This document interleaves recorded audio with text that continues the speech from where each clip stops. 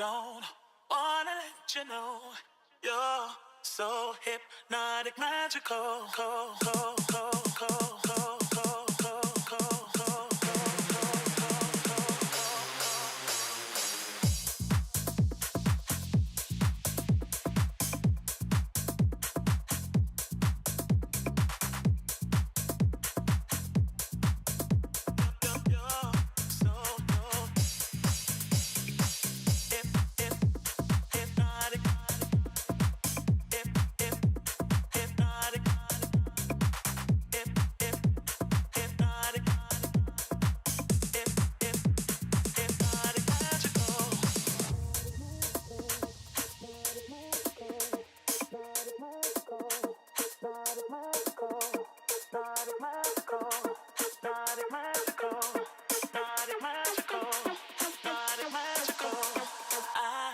Don't wanna let you know you're so hypnotic, magical.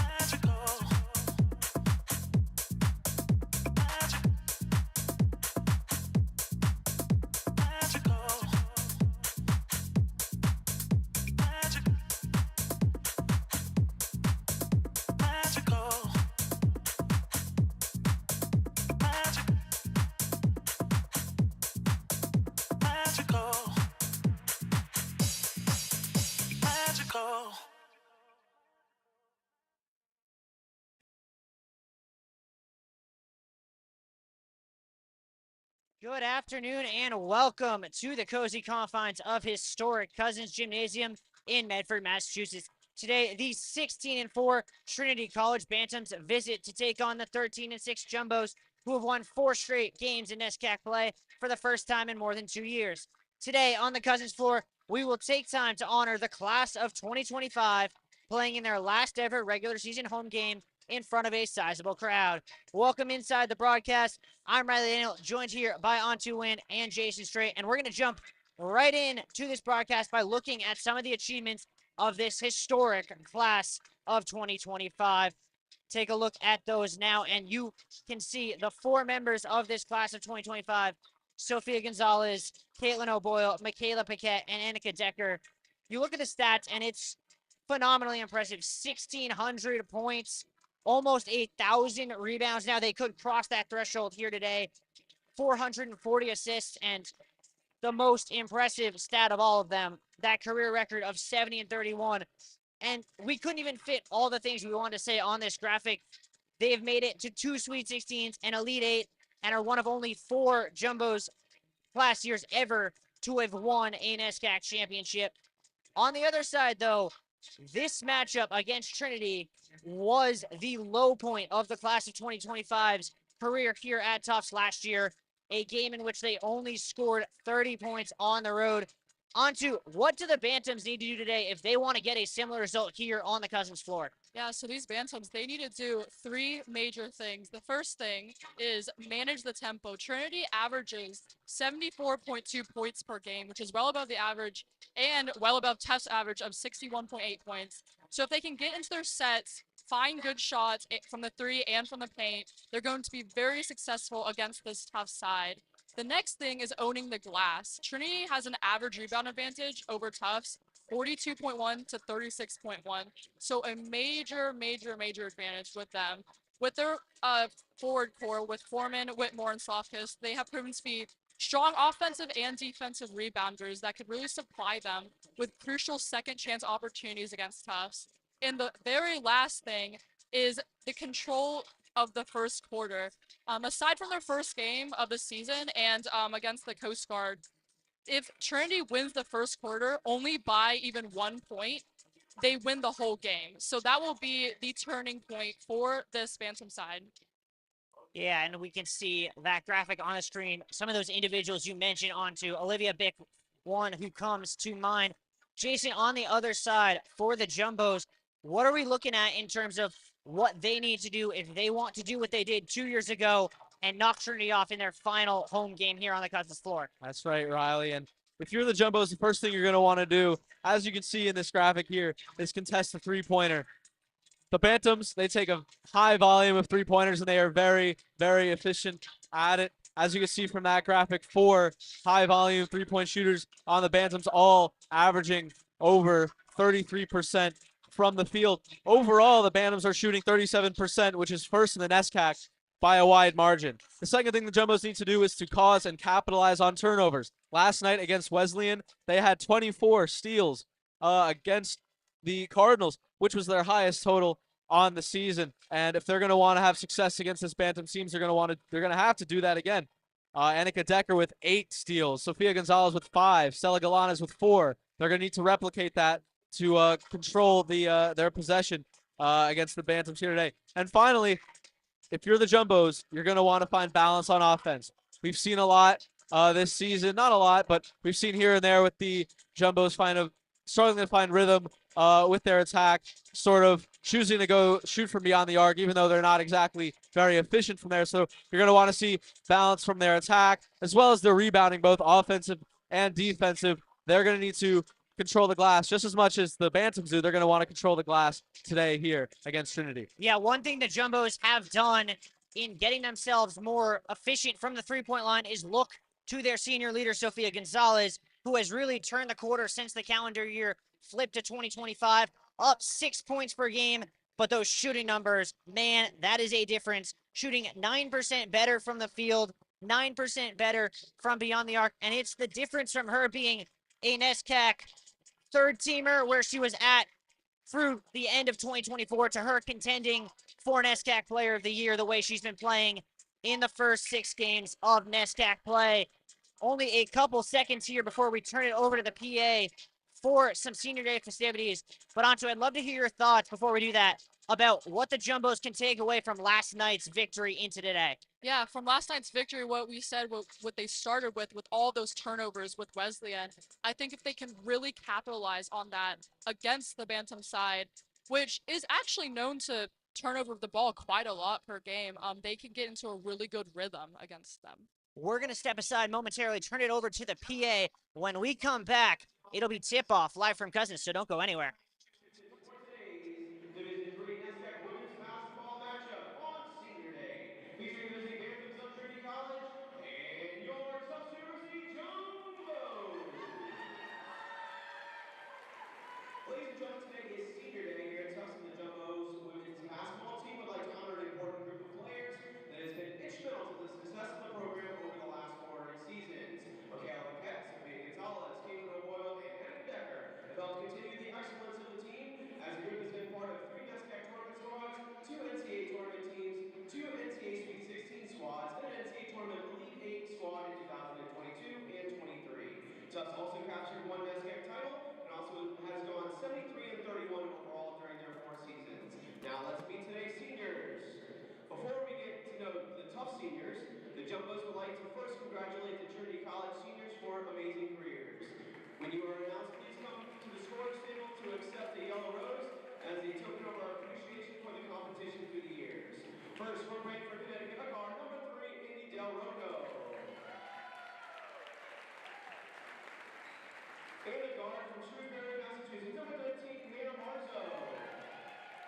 Ladies and gentlemen, let's have a round of applause for the Trinity College seniors. Before we introduce this year's seniors, the coaching staff and squad would also like to thank the Jumbo 2 graduate student athletes, Callie O'Brien and Hannah Kelly, for coming back for another season and helping guide this year's team. Ladies and gentlemen, Callie O'Brien and Hannah Kelly. Now, let's meet this year's seniors. First, a guard from Bangkok, Thailand, number 25, Annika Decker.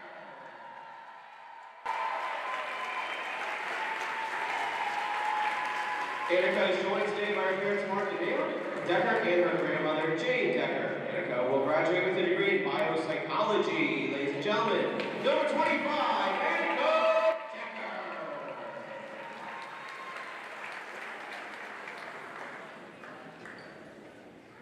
Next to guard from Glendale, California, number 11, Sophia Gonzalez.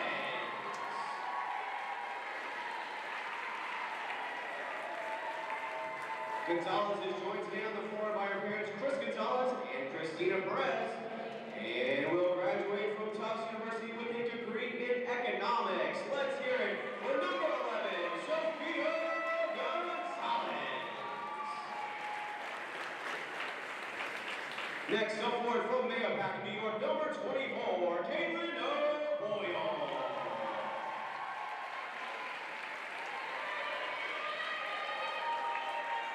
O'Boyle is escorted today by her parents, Jim and Maureen O'Boyle, and will graduate from Tufts with a degree in biopsychology. Ladies and gentlemen, number 24, Caitlin O'Boyle.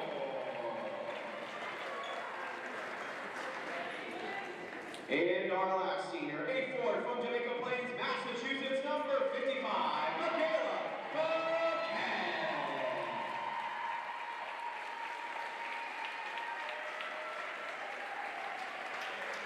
Michaela is escorted today by parents Heidi Johnson and Jeff Paquette, as well as her nana, Arlene Paquette. Michaela will graduate from Tufts with a degree in sociology and civic studies. Ladies and gentlemen, let's have a round of applause for number 55, Michaela Paquette.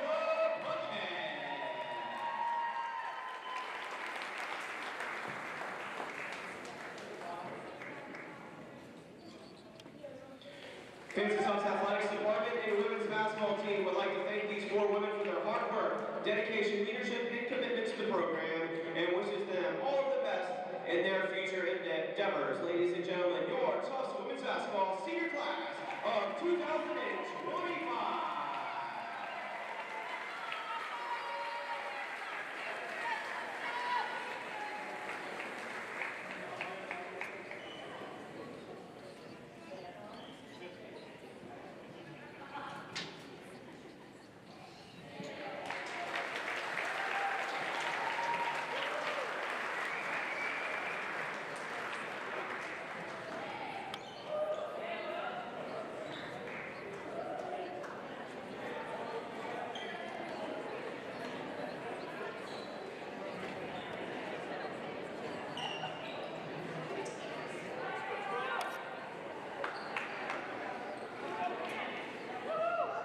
Ladies and gentlemen, at this time I'd like to ask everyone to please rise if able, remove your caps, and face the flag as we honor America with the playing of our national anthem.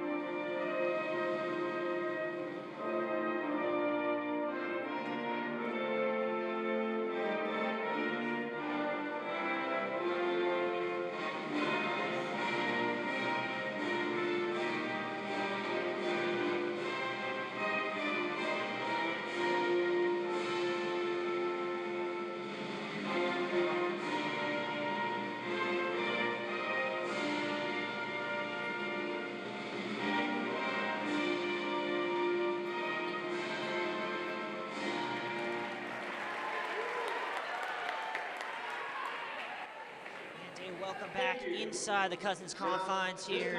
Riley Daniel once again joined with Jason Strait at Cannot to Win. We look here at the starting lineup. Jumbo's going to run with the 4 seniors. Along with them will be Stella Galanis. Your thoughts on that decision, Jason? Yeah, I mean, it's not surprising considering it's senior day today, Riley. We'll see how long all of the seniors stay out there, but this is definitely one of the bigger games so far of the Jumbo's season. That is right. It is probably the biggest game they've played so far in terms of the effect it'll have on their postseason implications, both in terms of the ability to potentially host an SCAC tournament game, as well as the ability to make the NCAA tournament. You look at the NESCAC standings onto these two teams, they're 4 and 5 respectively. Jumbos have 2 losses on the year, Trinity only with 1. So the winner of this game will not only have either less or equal losses, but will have the head-to-head, which would put them in control of their own destiny in terms of hosting a first-round playoff game. Yeah, no, I mean, it makes sense. It's really a perfect story if the Jumbos can pull this off, if they can win on their senior day and get a better seed in the tournament. Going into this game, I think both teams know how important this game is going to be in the broader scheme of things. And we kind of have a little bit of history here at JumboCast with very similar games. It was only 2 years ago on senior day inside Cousins where these two teams were playing not for the 4 seed then, but for the number 1 seed and the right to host an SCAC tournament. That game, of course, was an instant classic that the Jumbos ended up winning 57-56.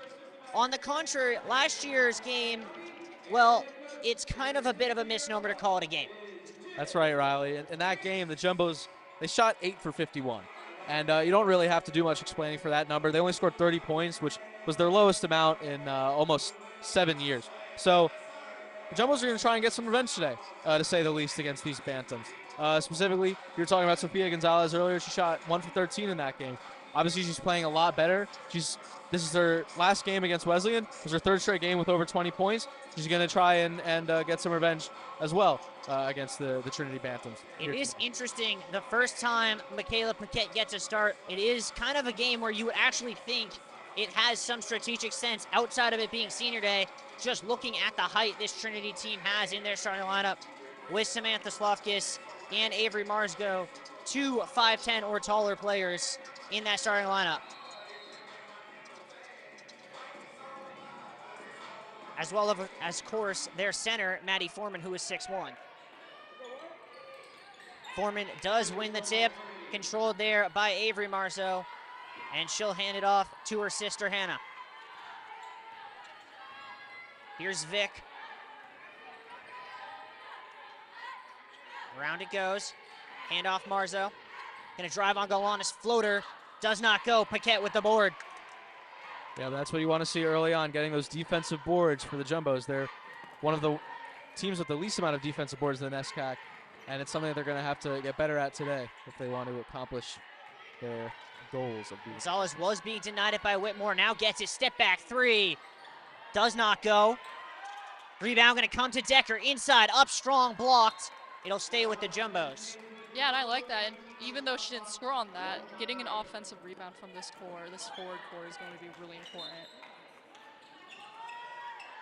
Swung around the horn. Galanis comes to get it inside to Paquette at the elbow. Faces up, shoots, and it rolls off. Yeah, but you see the height of Foreman there on that defense against Paquette. On that previous possession, that adds to her team-leading 25th block on the season. Whitmore with the dribble drive.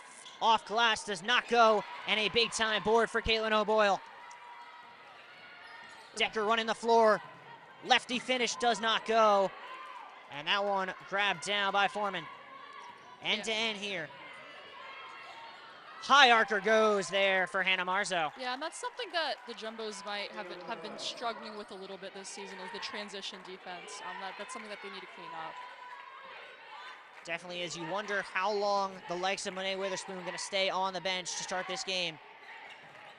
Into Paquette, catches on the low block. Tried to hand it off, but reading that all the way was Marzo. The Marzo sisters pack quite a 1-2 punch for this Bantam lineup. That's right, Riley. And really this entire starting lineup for the Bantams, they've been playing together since the 1st of December, and they know how to do this. Good start there, as 2 quick baskets for Avery Marzo has her team up 4-0. Decker dribble drive and a hand check called there on Olivia Vick. Yeah, and Hannah Marzo didn't start out the season starting. It was their other senior, Indy Del Rocco. But again, ever since December 1st, I believe, this has been the same starting lineup every single game. You know they have chemistry together. We've seen it so far today. We saw it yesterday against Connecticut College, and it's gonna be tough for these Jumbos to try and disrupt that. Monet Witherspoon has entered, so the usual Jumbo starting 5 on the floor now, 2 minutes into the game. Gonzalez off the high screen. Crosses left and gets her pocket picked by Marceau. Ahead to Avery. Now Whitmore gonna take the 3. And it rims out. Jumbo's playing a little bit fast and loose defensively. And after going 4 for 4 from beyond the arc last game for Melissa Whitmore, she misses her first one here. O'Boyle up and under, through a lot of contact. It'll stay with the Jumbos. And there's yet another block from Maddie Foreman. Maddie Foreman has looked very, very good defensively in this first 3 minutes. See if the Jumbos can get the ball to Gonzalez, who they have not really been able to get in any sort of separation so far. 2 Bantams go down. Decker 3. No, but Gonzalez gets the offensive rebounds. And a reach-in called. We'll see who they get with that. Looks like it's going to be Foreman called for the foul. Or excuse me. With the height, I think with subbing Paquette out, it is taking a hit, but I think they realize that Witherspoon is someone that they really need in there, but it's not looking great if they're taking O'Boyle out with an injury. Yeah, that is not good at all. I think it could be worse, though. I do believe it is, she just got cut, but she does not look in particularly comfortable out there. Jumbos need to get the ball going to someone. Gonzalez going to try. And right now, the shot selection is just not there for the Jumbos. Yeah, Gonzalez looked to take a quick steal there. Now the Bantams on transition. Jumbos need to get a stop here. They did get one advantage in that Hannah Marzo picked up her second foul already, so she is out of the game. Del Rocco in for her. Whitmore, in and out again.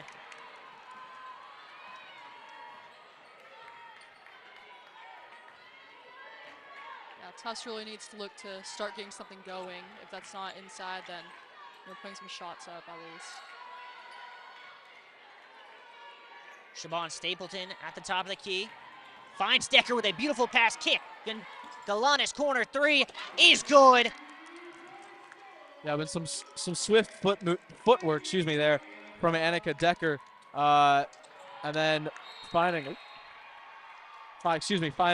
Galanis in the corner. She shot pretty efficiently last game. She started a couple games in a row here, 3 straight games with double-digit points. She's adding to that here. Great shot, getting the Jumbos right back in it. She did, and then got the stop on the defensive end, did Decker, causing the tie-up.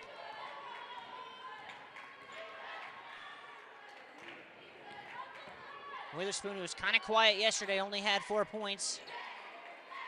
Now Stapleton catches up top. Gonzalez comes off the screen, collects. Now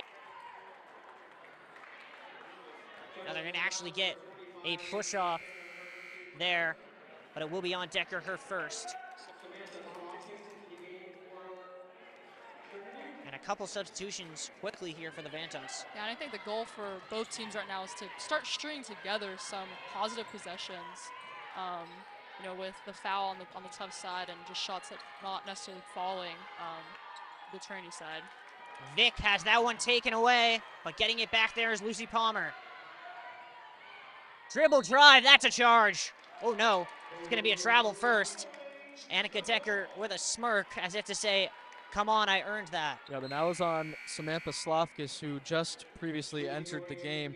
She's a pretty big contributor for this Bantams team and is consistent with the height that they're trying to get out there on the floor right now. We're getting told the stream's not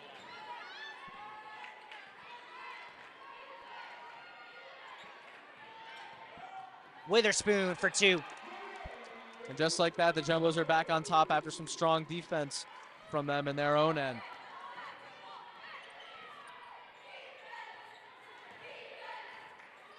Lucy Dorian now up top. Vic thought about the 3, gonna drive instead. Kicks up top. Around it goes. Twodorski. Good ball move from the Bantams. Better defense from the Jumbos. Vic, and that is a really frustrating block call. Jill Pace. Yeah, that's a really unfortunate one. I mean, they were doing really, really, really good help defense there. Yeah, and coach is definitely not happy about that. Neither was the bench. Chill pace for the first, and I reckon not the last time today. On the floor asking for an explanation. Dribble drive denied by Stapleton. Jumbo's gonna look to run. Trinity trying to get back in rotation as Decker calls out the picks. Picks it up, kicks it. Galanis takes it. In and out. And a big time board for Slofkis. That was still some good ball movement there by the Jumbos, though. Some cross-court passes. Delana's just unable to finish. Good open look for her, though. Slofkis being given some space. Now it's Palmer. Decker stays with her through the screen. Witherspoon provides help. Slofkis does not care. Yeah, but although Palmer doesn't play as many minutes as some of these other starters do for the Bantams, she is third on the team in the assists. She's extending that here, almost 40 on the season. Low scoring first quarter here in Cousins. Witherspoon with the dribble drive. Stop, pop, no contact. Referee says play on. Palmer gets it right back, steps into it, and airballs it. Yeah, I think the Jumbos will take that shot, but it looks like they're also subbing in some seniority here. Paquette gonna re-enter, as well as a first appearance on the day for Callie O'Brien, who has looked really good as of late. Back to her junior year self is the grad student. Witherspoon with the cross. Inside, Paquette, up and in. And that's a great dish from Monet Witherspoon right there, realizing that Paquette had the inside on her man and finishing well. Yeah, strong play underneath the basket from Paquette. If you know her, you know that she is very efficient shooting the ball. She leads this team. She's shooting over 50% on this Jumbos team. Inside feed, fade away, gets the roll. Some height on height there by Slofkis. O'Brien calling out a pick play here. Now it'll be Galanis. Two-woman game. Paquette gets knocked down. O'Brien able to save it. And timeout given, I believe. Oh, no, they're going to say it was out of bounds on Trinity when they were wrestling for it. So it'll be Jumbo ball. Yeah, just a bit of miscommunication there between Paquette and O'Brien, both hitting the deck. 10 to shoot. Gonzalez thought about it. Head fake. Sauce. Oh, yeah. Great hezzy there, followed by the finger roll for Gonzalez. That's what you want to see if you're the Jumbos from her. Clark Colcourse going to check in at the next whistle. Gonzalez knocked it away. Couldn't get it, though. Marzo, three. Does not go, and Paquette grabs her second board of the day. I don't think we've seen a single three made by the Bantams so far today, which is one of the keys to the game we mentioned for both teams. Interesting development so far. Paquette is pure. And that's what you love to see if you're the Jumbos.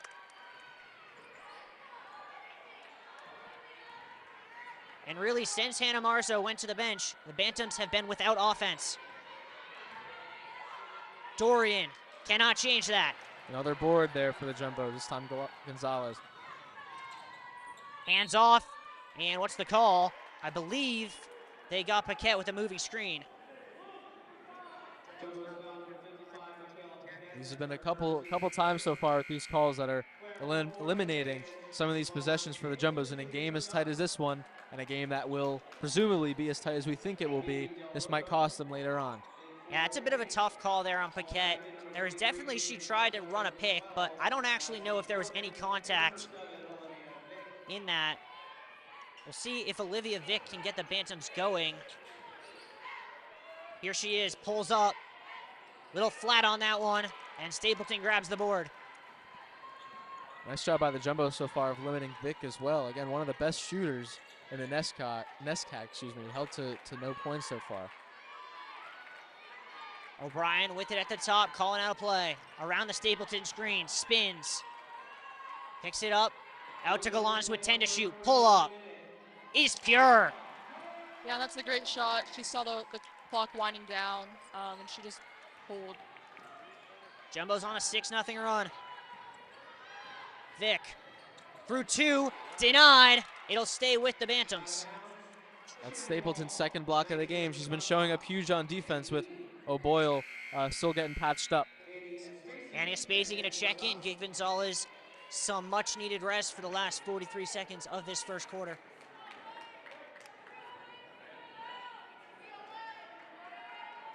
Yeah, I think for the Bantam side, they need to get Avery Marzo into a better spot to make some plays.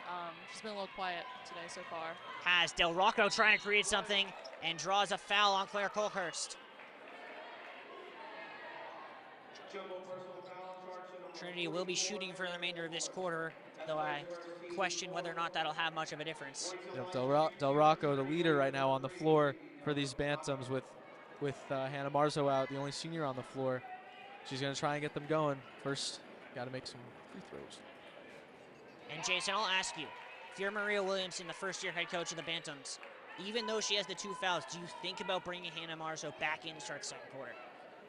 Right now, I'd say right now they're okay with playing it safe and leaving her on the bench. But I'd say if it starts to get 5, 6, 7, even 8 points difference, then you might want to think about bringing her back in, especially if it's around midway through that second quarter.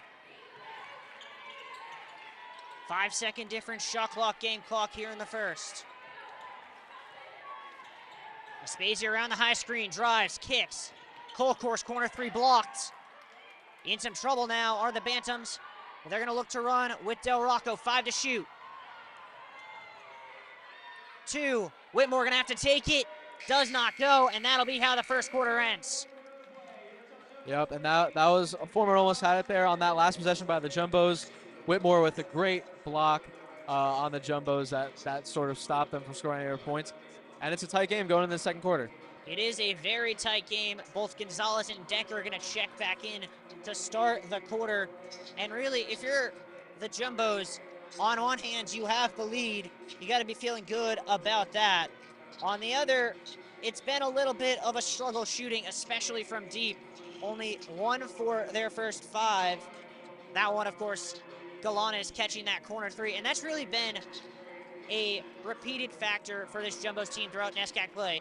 When they're trying to create their own threes off the dribble, it does not go well. Of their 37 now made NESCAC threes, 33 have been off assists this year. Yeah, and I think that goes to show that they can't force these threes. They have to get into their sets. They have to find inside, pop it back out, and get into a good rhythm.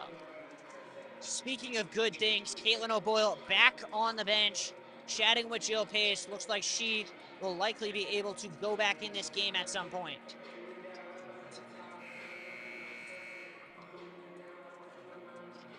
Will be Trinity ball to start this second quarter. Jumbos with an interesting 5. Don't know if this 5 has ever played together before. Decker, Gonzalez, Aspesi, Colkhurst, and Paquette. Yeah, it's a combination of youth. For the Bantams, it'll be Del Rocco, Vic, Marzo, Foreman, and Whitmore. Here is Whitmore. Try to play it to Foreman, but Paquette got her hands in the way, and Decker came away with the ball. Well, of course, a little bit on that, but the Jumbos recovered on defense, sort of like a triple team there to take the ball away. Yeah, Tufts recovered well, especially since on that help defense, they did have someone on the other block. Decker in ISO against Vic. Down goes Aspesi in some pain. Gonzalez corner 3. No. Aspesi skies for the board. And I believe it's going to be on Trinity. Unclear. It looks like, did they give that to Aspesi? That's really shocking given that she did just fall pretty hard. I think she's going to get some medical attention on that. Credit to her for bouncing right back up and attempting the rebound. I mean, she got it, if not for the foul that was called there. Del Rocco hands off. Jumbo's crowd wanting some traveling calls. Marzo going to drive on Gonzalez, left it short. Galanes going to look to run. Stops, up, no. Paquette fighting for it, but can't get the offensive board. You have another quick transition there. Galanes just unable to finish the bucket there. Paquette tried her best to get the rebound, but it just went out of bounds, a little bit out of her reach. And here comes Whitmore. But I think it is good. Paquette is in the mindset to be aggressive on the rebounds. I think she realizes what that means for the Jumbo side. Del Rocco's three rims out, and another big board for Michaela Paquette. Her third already. Yep, good screen by Foreman. But again, the Bantams just unable to get a rhythm here shooting the three. Something we haven't seen from them this season. Whole course thought about it, thought better. Jumbo's very stationary offensively. Gonzalez fakes the catch. Now Galanes will pull and deliver. Yep, she's been a tempo setter this entire game so far for the Jumbos. 2 huge threes for Stella Galanes. Stella Galanes, since the start of the new year, has gone from averaging 4 points a game to averaging 14, and has been a big reason why this Jumbos team has turned the corner. Yep, continued mistakes for Trinity. And like we were talking about in the first quarter, about when sort of to start thinking about bringing back Hannah Marzo. It's now a 6-point game, almost, well, not exactly midway through the second quarter, but now might be a time you might want to try to do anything you can if you're the Bantams to get momentum back in this game.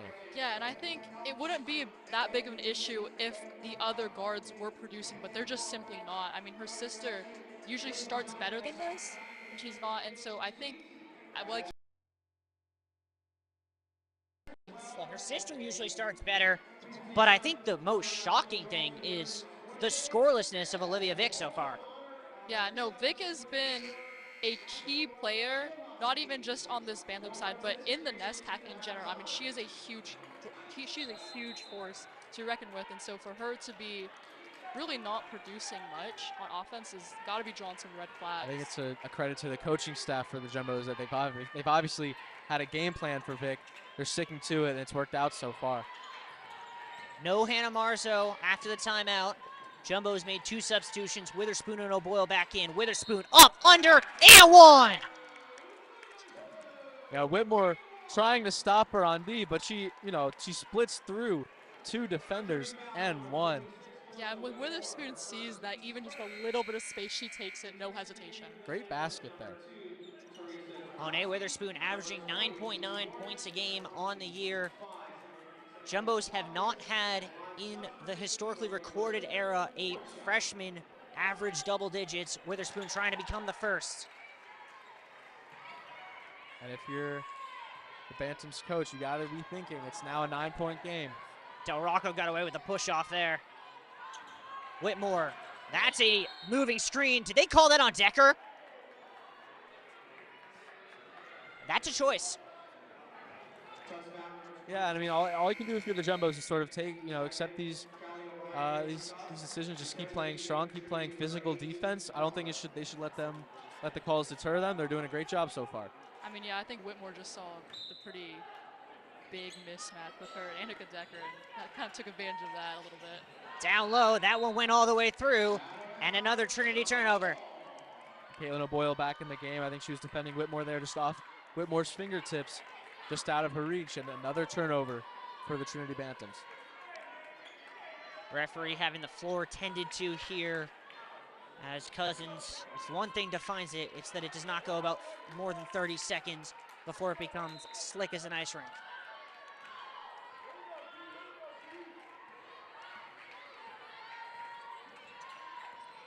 Gonzalez with O'Brien, the backcourt for the Jumbos.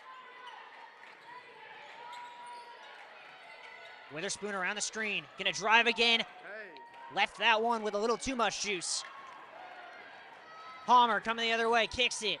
Corner 3 is good from Todarski. Another assist there for Lucy Palmer. Really timely one on the quick transition. And that's what you need. I believe that's the first 3 for the Bantams so far. If they want to get back in it, that's what they're going to need. First 3 for the Bantams. Gonzalez tries to answer, and she does. Yeah, there is some range on that shot too. I think she's coming into this game and she's saying, if they're gonna hit one over here, I'm gonna do the same. Give and go. Witherspoon was waiting for it inside, but did not have the height to deal with Whitmore. Now we're seeing the offense pick up here on both sides after a low-scoring first quarter. Witherspoon picked up the dribble, gets it to Galanis. Gonzalez. Drive fake, cross. Through 2, on the floor, they're going to call that foul. Yeah, just the way Tufts sets up. I mean, they have the dribble drive in mind just because they lead. I mean, they play a 5-out pretty much. And so I think you're going to have players like Witherspoon and Gonzalez really utilize that. Gonzalez tries to go with the body. Wanted a foul call, but Dorian did a good job staying straight up. Open 3 is good for Whitmore. Just like that, it's a 4-point game. The threes are starting to fall for the Bantams, and that's not what you want to see if you're the Jumbos. Yeah, Whitmore's just such a dynamic player because she's so tall. She plays a guard forward position. I mean, she can hit a 3 outside and body someone up in the middle. So the Jumbos really have to be careful of her stringing together some possessive or positive possessions. Nice backdoor cut from Galanis. Fresh 20 for the Jumbos. A good defense there by Teresa Twardowski. She was one of the Bantams on the graphic we showed at the beginning of the game in terms of their prowess at shooting the 3. Her and Whitmore with those 2 3-point shots for the Bantams. They're going to keep on firing. O'Brien to Gonzalez. Lost it off her knee. It'll be a Bantam ball. It's Twardowski again. Yeah, there has really been a little bit of a vibe shift in terms of the Bantams since Twardowski came back on the floor here in the second quarter. Palmer knocks free by Galanis.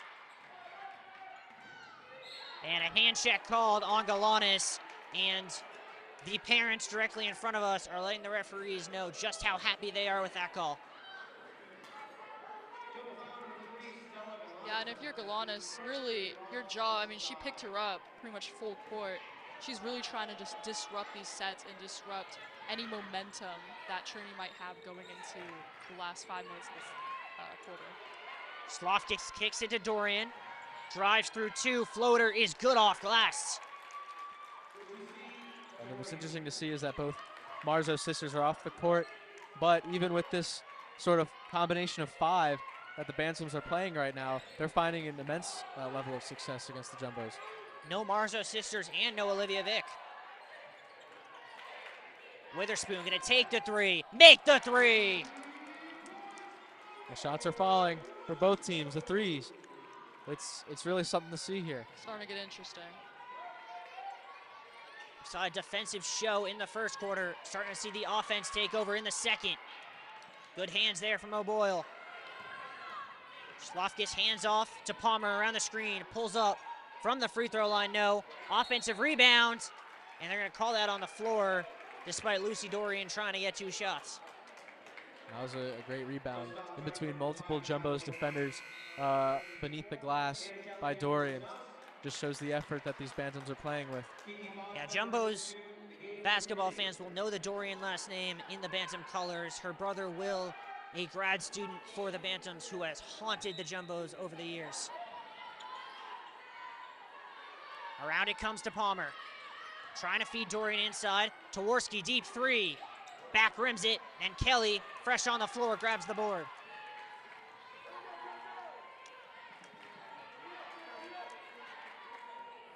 O'Brien calling out screens. Jumbo's running almost a high version of the picket fence play from Hoosiers. Here it is, O'Brien, and a moving screen called on O'Boyle. And yeah, that is not good. Between O'Boyle, Piquette, these moving screens, those are just vibe shifters. I mean, if you're a Bantam, you're gonna love seeing those defensive fouls or these offensive fouls by the Tufts team. Yeah, and the Jumbos are just gonna have to adjust. Whether it's at halftime, whether it's in a timeout, they're gonna have to figure out what they're doing wrong on these pick plays, and what the refs are. Maybe they'll have a conversation with the refs, what exactly they're calling.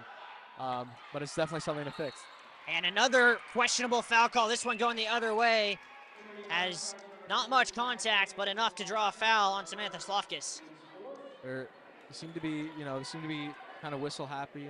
It's quick to blow the whistle for both teams so far. And They again, are. both teams are going to have to keep that in mind. They're going to have to keep that in mind. Yeah, both teams in the bonus the rest of this second quarter. Gonzalez back on the floor. Around the O'Boyle screen. This time she rolls, catches it over the top of Slofkis, and then gets called for a reach in, her second personal. And I think we're seeing basically a foul every single possession almost at this point. It almost looked like a Randy Moss type style catch by O'Boyle. But just the Bantam's able to recover. I think that was Slofkis taking the ball back. Now Trinity has it in the Jumbo's end. Yeah, and I think this game, the way it's going, it's going to be very close up until the very end. And so at this point, with all this foul trouble, really hope you don't want to see anyone foul out. But, you know, it's going to be who has the deeper bench at this point, who can produce from the bench. And that might be the Bantams. Aside from the sisters, they are producing way more. And even big, too. Slofkis goes 1 of 2. Jumbo lead is 4. Another thing to keep in mind is which team is more efficient at shooting the free throws. That'll certainly come into play, you know, within like the last 5 minutes. Great cross from Gonzalez, but then picked up her dribble. Close to a 5 count. Kelly, stutter step. Backing her woman down, draws 2, fade away. Oh, yeah! That was really a one-woman show from Kelly. It looked for about 90% of that possession like it was going to end in a horrible shot, and then Hannah Kelly said, nope, I'm taking this. And then takes the ball right back the other way. Gonzalez to O'Brien. That is a foul. Should be an and one. They're going to stay on the floor. Wow, what a presence here Hannah Kelly has been ever since she stepped onto the floor with that bucket and with that steal. And the Jumbo's here about to attempt to get some more points on the free throw with Callie O'Brien. Yeah, and the Jumbos did a really good job. Trinity left one back here, so there was actually a mismatch in a 5v4. They did a really good job to get on the free throw line. Yeah, but as we can see here, the Bantams shifting their entire lineup on the floor for these last couple minutes of the second quarter. This is very interesting to see. I mean, Trinity is known as a hockey school, so it makes a bit of sense. O'Brien missed the first. Looks like Hannah Marzo still not in. She goes 1 of 2 on the other end. It's Del Rocco, Whitmore, Foreman, Avery Marzo, as well as Olivia Vick here for the final 2 minutes for the Bantams. So Hannah Marzo going to sit the entirety of the second after sitting all but 2 minutes of the first. Foreman against Paquette, up strong, does not get it, and Gonzalez gets yet another board. Yeah, and I think in the case of Marzo, Trinity's coach, I think they've realized that with this foul trouble, if she draws one more even before the half, that's a really big deal. And so they would really rather save her for the third and fourth quarter. They might need to bring her in now the way Sofia Gonzalez is shooting. It's a heat check. It's a heat check, Riley. In her last game against the Bantams last year, she was 1 for 13. She's blown that out of the water so far today. Almost a tie up there, but Whitmore able to save it. Vick, who is still scoreless with 2 minutes to go in the half. Cannot change it. Foreman up, and a foul on Paquette. That's her second. Strong rebounding by Foreman underneath the net. She knows that it's crunch time. Down 10, final minute and a half of the second quarter. The Bantams need something, and she's riding that something here. Yeah, and you can see Vick is shaking her head. She's very frustrated, I think, at her lack of scoring or even being really a threat on offense.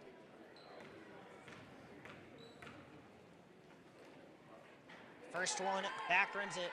One thing to keep in mind here, especially, again, if it's a close game going into the last quarter, Foreman, with her presence under the net, she might be drawing a lot of fouls. On the season, she's only shooting around 59% from the free throw line. So that's something to keep in mind. Pretty much shows it there, going 1 of 2 from the line. Gonzalez up to 8 points. Tied for the Jumbo lead, has 5 boards to go along with it. Takes another deep one. And that one was halfway home, and it's going to stay here as a foul underneath called, I believe, on the Bantams. In and out there for Gonzalez. Are they going to call that on Stapleton? Fans are certainly not happy. again. I'm sure you can pick up the fans on our mics right now because they are voicing their displeasure with the refereeing, which has been very influential in this second quarter. I mean, I agree with them. I don't even know what happened with Stapleton down there. She had inside position and then got called for the over-the-back foul. Brucey Foreman again from the line. Again, with 59%, something to keep in mind. The Jumbos just going to have to stay strong mentally. That's something they're going to have to do because obviously there's going to be a lot of calls going against them, going for them. You can't get too high, can't get too down. Up by 8, but certainly the game seems a bit closer than that score would suggest. It does, and this is a big last minute of the first half. Who will have the momentum going into the break?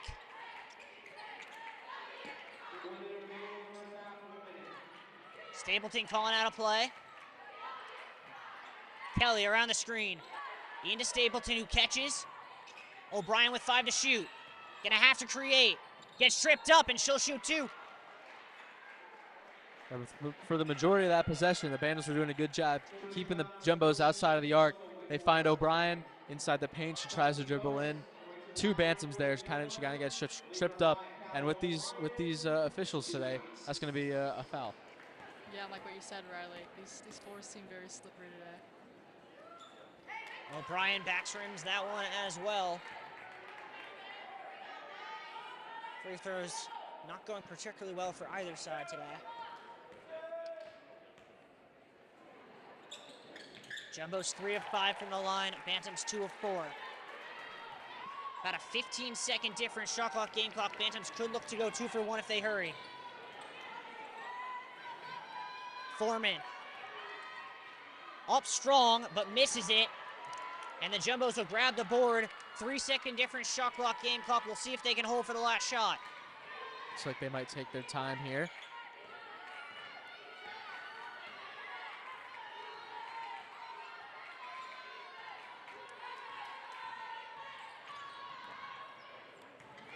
Just holding on to it now. Galanis with a deep 3.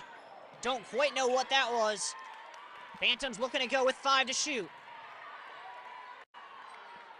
Hard drive from Saworski. Does not go. Offensive rebound. Foreman gets it off, but does not get it to drop.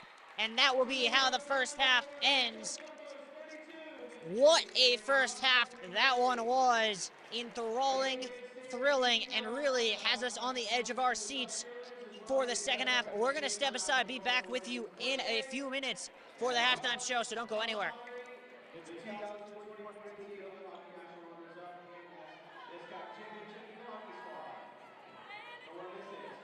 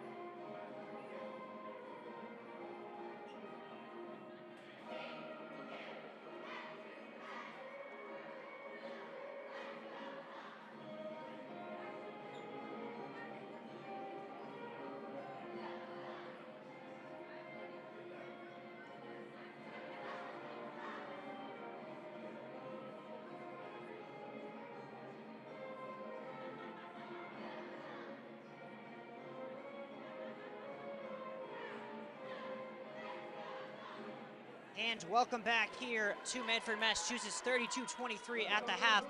Jason, let's take a look at what really defined that half and some of the plays that really stood out to us up here in the booth. That's right, Riley. As we see here, we're going to see Sofia Gonzalez take a pretty interesting shot on the movement, on the run, and she switches it. And something that we've talked about, she's one of the players we talked about coming into the game. Was she going to come up huge? She has come up huge so far. I believe she's had 3 threes, a couple other points other than that. She's been huge for the Jumbos so far today. She has 5 rebounds as well to go along with that. But she's not been the only Jumbo's inspiration. A very impressive start to the day for Michaela Paquette, who has 4 points. We see it here, her showing off that versatility. Yeah, no, so Cabanas fakes sets the screen. She pulls up from mid-range and absolutely drains it. I mean, that's not something that we usually see from her, but that's really promising going into the second half. She's feeling confident. She's feeling good on the floor. Well, you mentioned it coming in. She is the Jumbo's leader in field goal percentage, and it shows because she can both score at the basket and then drive and hit shots from the mid-range. One person who gets whatever she wants when she wants it with the ball in her hand, Jason, is Monet Weatherspoon.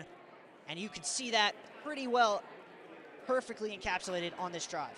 That's right, Riley. As we talked about on the broadcast, she kind of splits defenders here and drives in for the N1 with the underhand lay-in in the bucket. As you were talking about on the broadcast, coming into this game, she was averaging 9.9 points coming into this game. She might average over double digits for the season, and that would just be absolutely wild for a Jumbo's freshman. It would be, and I think we have to look, though, on the other side, because there was a moment, I know we could feel it up here in the booth, where it started to seem like Trinity was finding their game offensively, and that was really when the shots started to fall towards the beginning of that second quarter. So we can take a look at that when the Bantams finally figured out how to shoot the basketball. That one, once again, it came out of really a poor defensive position from the Jumbos, and you were mentioning it onto that the Jumbos really good defensively in the settled set, and they have struggled in transition defense today. Yeah, and so what you see here is that she just gets set. No one really around her, and that's something that Tufts needs to work on, especially going into this next half where these sets, they're going to be pushing, like the defense is going to be pushing them, where they can get into these sets right here. And so if they can drain a couple more of these, they're 100% back in this game. That is a very big point, and I think it's not a highlight we can exactly show because there isn't one, but the storyline on the Trinity side through that first half is Avery Marzo and Olivia Vick, right? Yeah. Because if you had told me walking into this game that they would be sitting on zeros at the halftime break, I think I would have said I was dreaming. Which, you know, is something that's a positive for Tufts, I think. I think that just goes to show how much that they have prepared for this game. If they can continue doing that, it's going to be a huge game changer in that aspect. But they're going to have to pick up the pace offensively with those two. That's right. And, I mean, Olivia Vick coming into this game, she was top 5 in the entire NESCAC in scoring, shooting percentage, and shooting the three.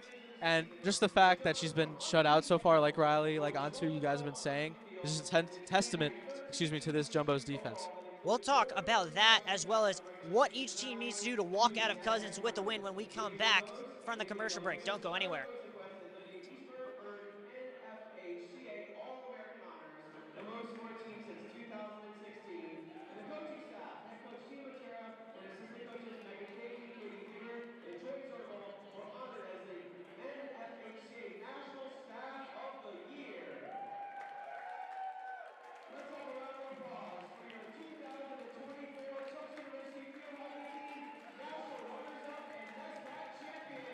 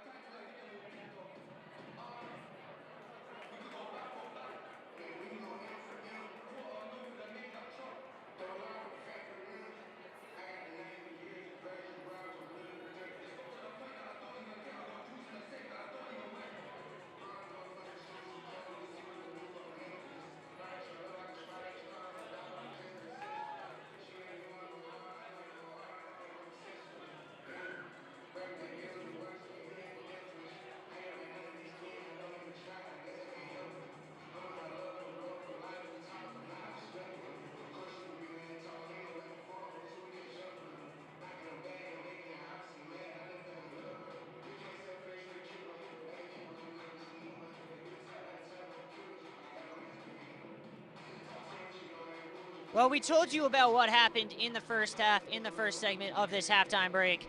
Now let's take a look at what we can take from that and turn it into some predictions about the second half, which means you guys have about 2 minutes where I'm going to put you on the spot for predictions.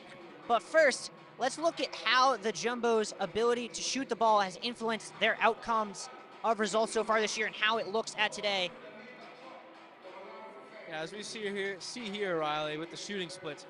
For the Tufts Jumbos so far in this game, their overall shooting percentage is around 43%. Their overall three-point shooting percentage is around 42%. Those are both higher than their season averages. And as we can see from this stat, when Tufts shoots better than 40%, they're 10-0 this season. So if they can keep that up for the entirety of the second half, they're looking good.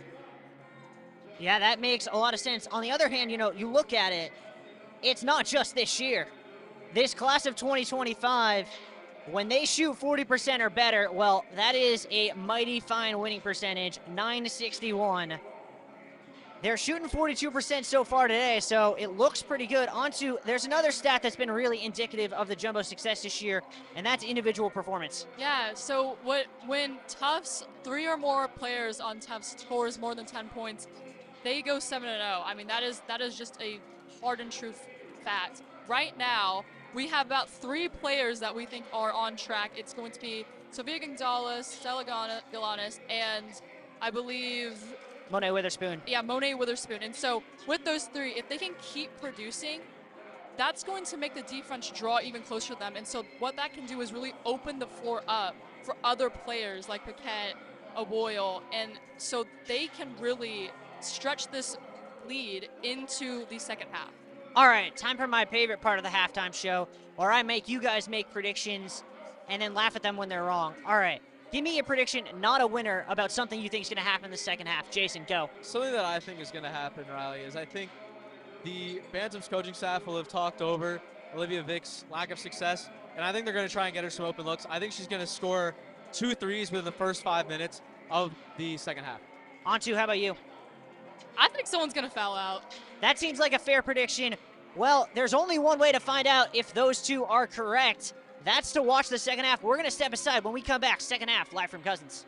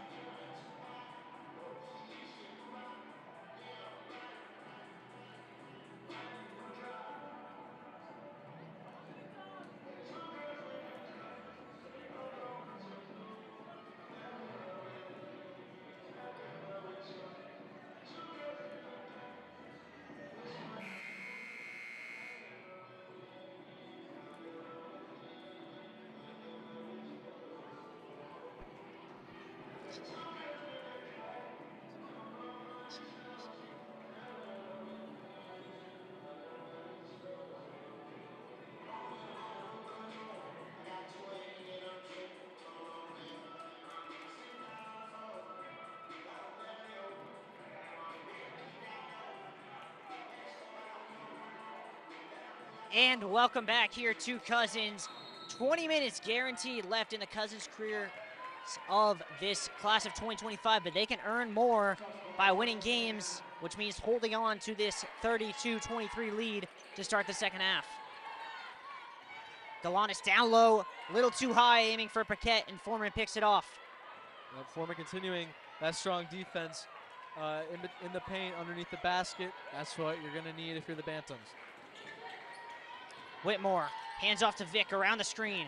Through two, can't get it. Foreman stays with it, and a reach in on Paquette. That's her third. Foreman again underneath the basket. She has that physicality that you need. She's one of the best defensive players, probably the best defensive player on the Bantams and maybe in the NESCAC as well. It'll be Hannah Marzo to trigger the inbound back in for the first time since the 7-minute mark of the first quarter. Had her sister, instead goes up top to Vic. Mismatch on Paquette, step back three. Oh yeah. Yeah, and that's exactly what Vic is looking for into this second half. Getting on a mismatch on Paquette, like you said, Riley, that's going to be really important to continue. Yeah, they sort of set that up from the pass in. She didn't take the initial shot, but then got it there, and that's her first points of the game. Gonzalez calling out a screen. Gonna get it from O'Boyle. Had Decker instead, kicks it. Paquette, long two. Oh yeah. Another mid-range jumper there for Paquette. And a great feed there from Caitlin O'Boyle to find Paquette. No hesitation on the catch and shoot. Marzo through contact, couldn't get the roll. Foreman trying to get that rebound, but just overstepped just a bit. Came in a little bit early. Here's Galanes trying to get into space. Alana's doing some ball handling, a little bit different from what we saw in the first half. Up top, and Paquette gets a push in the back from Maddie Foreman. Yeah, fortunate there for the Jumbos. The pass was a little bit too high. Paquette had to reach back, and in that motion of reaching back, sort of looked like a push by Foreman there. Yeah, and like you said, if they can get Foreman into even more foul trouble into the second half, that's going to be really big with the matchup with Paquette. Decker now calling out a play with 10 to shoot. Handoff, Gonzalez straight on three is good. And that's a great way to start the half for Sofia Gonzalez. Getting hot from the three is going to really propel this Tufts side. Vic answers. Jason's already hit it. Just like I predicted, Olivia Vic with 2 threes here in the first 5 minutes of the second half. She's right back in this game, 6 points already. Oh, Boyle, stop, up, under, that's a walk. Yeah, the idea was there, though. She really did have her on that pump fake. I think if she just sets her feet, again, floor's a little slippery, that'll be good in the future. With that last three, Sofia Gonzalez did tie Molly Ryan for third all-time in threes in program history with 167. Vic cannot connect on a Trinity in a row. She's getting some open looks here. Decker. Gonzalez with an up fake that fooled everyone. Mid-range money. Yeah, and Tufts is really just flowing right now. They came out of the half really knowing what they had to do, starting fast. Maybe even by surprise with this Trinity side. And an offensive foul. It's the same thing we've been seeing all day. And like you said, honestly, the Jumbos have had to do that because the Bantams are coming out scoring as well. Both teams are scoring very effectively so far, and that kind of stopped the momentum for the Bantams right now. We'll see how they respond on this defensive possession.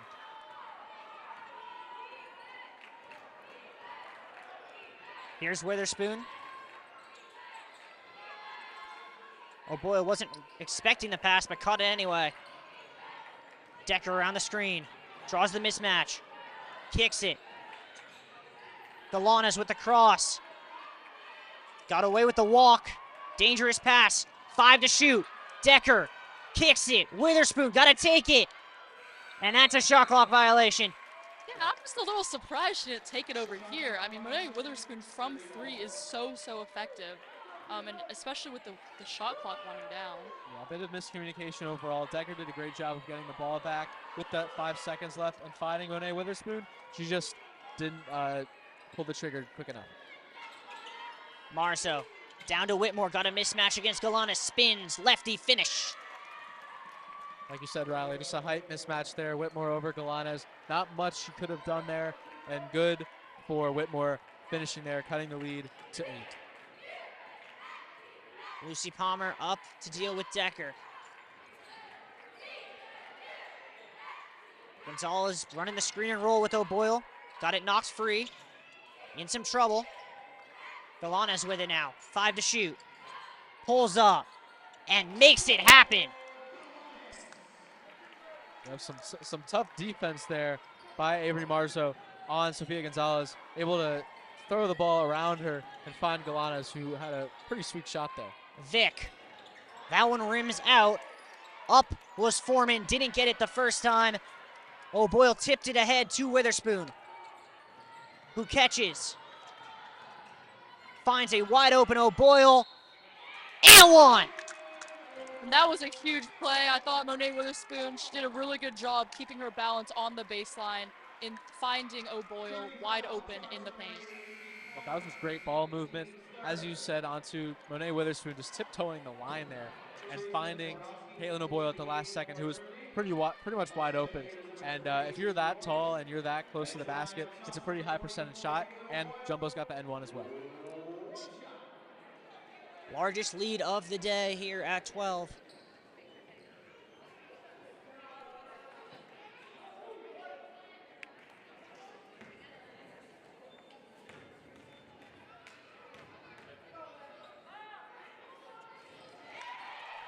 And she converts the three-point play. Jumbo's going to go full court with the D. Another thing to keep in mind, we talked about Maddie Foreign with the free throws. Caitlin O'Boyle is only shooting around 37%. Good hands from Decker to knock that out of bounds. So that's another thing you might want to look into if the game is close going into that final quarter.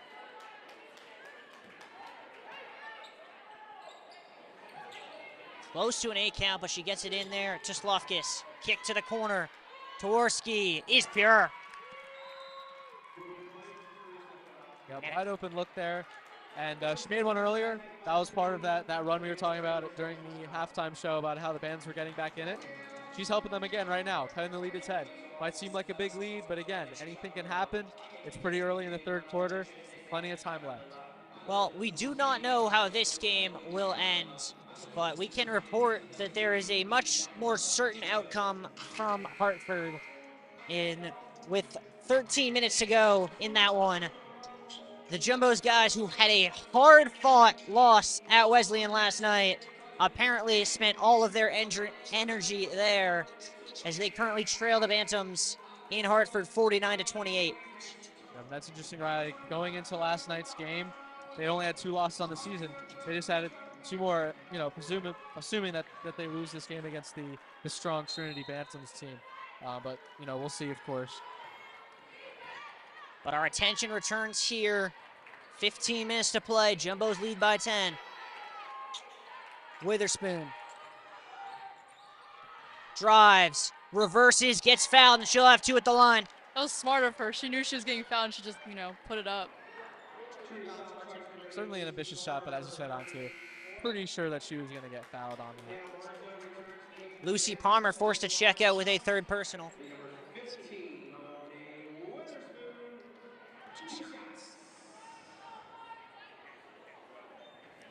First one rims out there.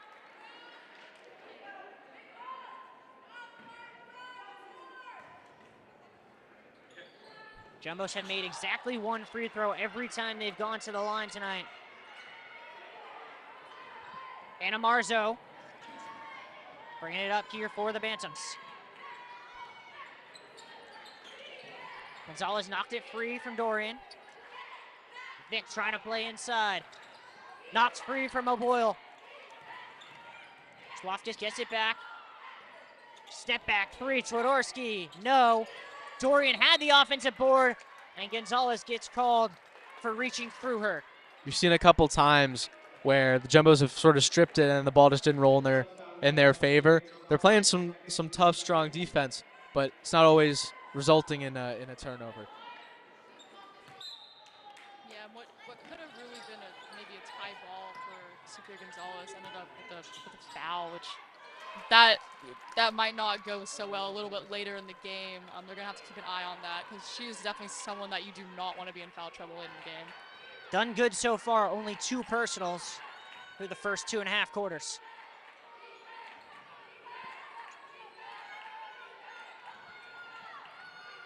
Galanis going to drive right, draws the double, floater.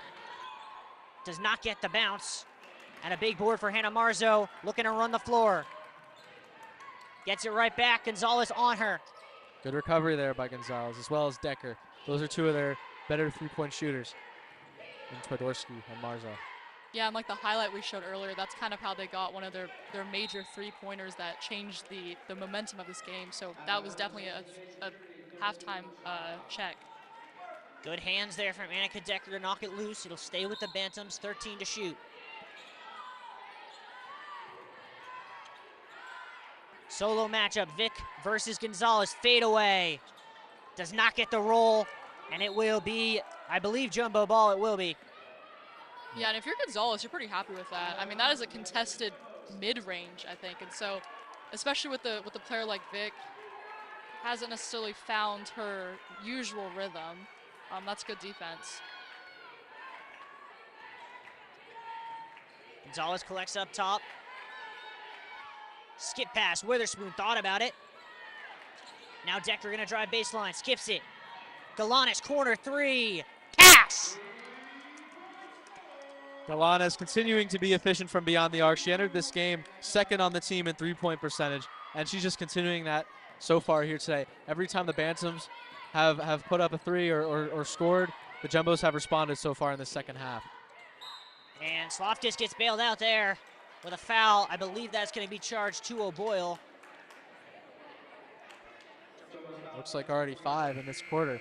5 team fouls, but I think even more importantly, a third personal for Caitlin O'Boyle.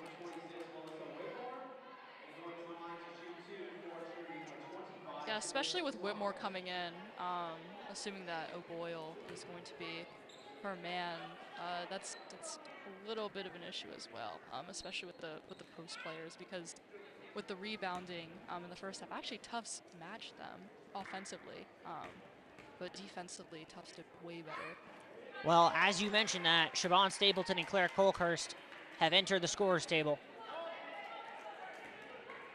On senior day, we see 2 freshmen checking in crunch time. But isn't that the story of this team?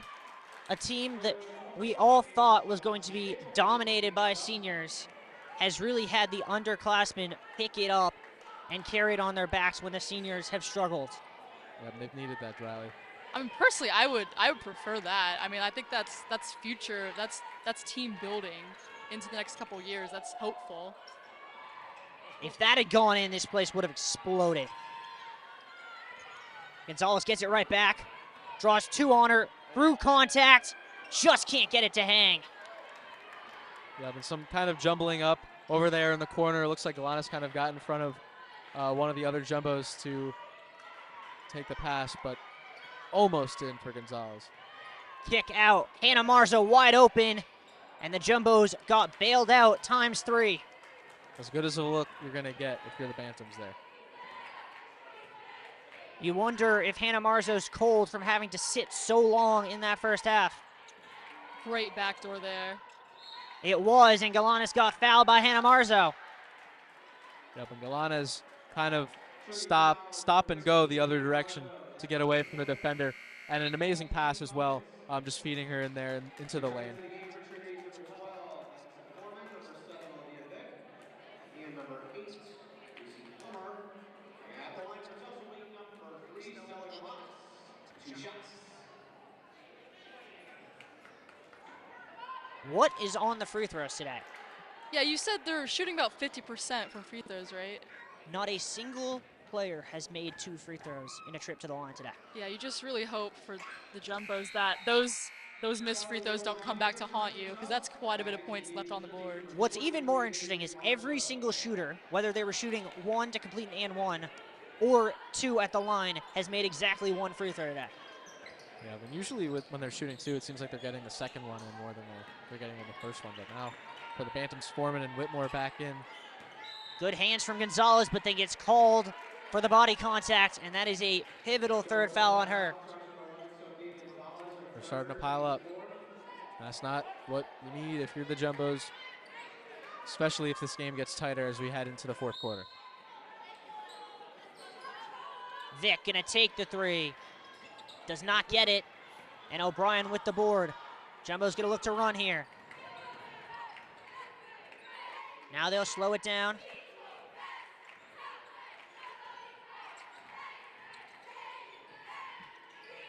Galanis, dribble drive, draws a blocking foul there against the other Marzo, Avery. And Galanis will go to the line once again. Yeah, and you can really tell that Avery just did not want to get burned again with the backdoor. And so I think Galanis going back at her kind of took her by surprise, and that's what drew the foul. The foul took Maria Williamson by surprise. She's barking up the referee's ear about that call. I just think Galanis just has so much confidence when she's driving into the lane. Whether you're talking about getting open for the pass or just when she has the ball looking to score. As a sophomore, that's really, really good to see. Galanis becomes the first player to convert both free throws on a trip to the line today. Marzo. Foreman hands it off to Palmer. Around the screen, and I think they're going to get Witherspoon on the reach. They are. Yeah, and Witherspoon was really, really aggressive on trying to get around that screen. I think she saw her getting downhill and really wanted to prevent that easy layup or a dish down to Foreman. I think possibly for the first time today, there are no seniors for the Jumbos on the floor. We got Reese freshman, sophomore, and then Callie O'Brien, graduate student.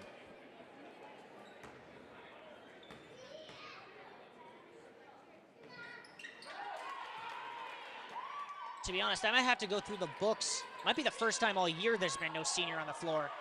O'Brien got away with an offensive foul there. Phantom's bench certainly wanted that. Will not get it. Yeah, it's interesting with that full court press. You know, at what point with this Jumbo lead will Trinity decide to really put some more pressure on them?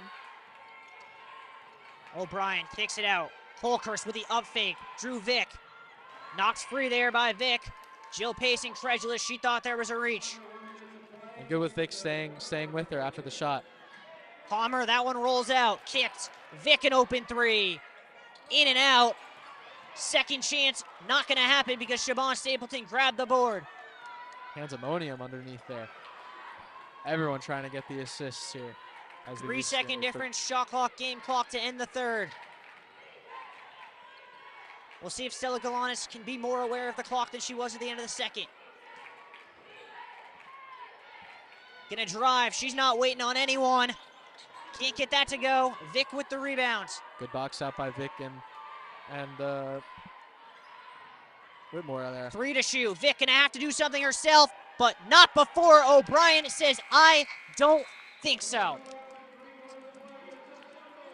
Almost a quadruple team on that last one. They really did not want Vick anywhere near being able to shoot a three to end the quarter. They didn't. They've once again extended the lead, having won now all 3 quarters of this game.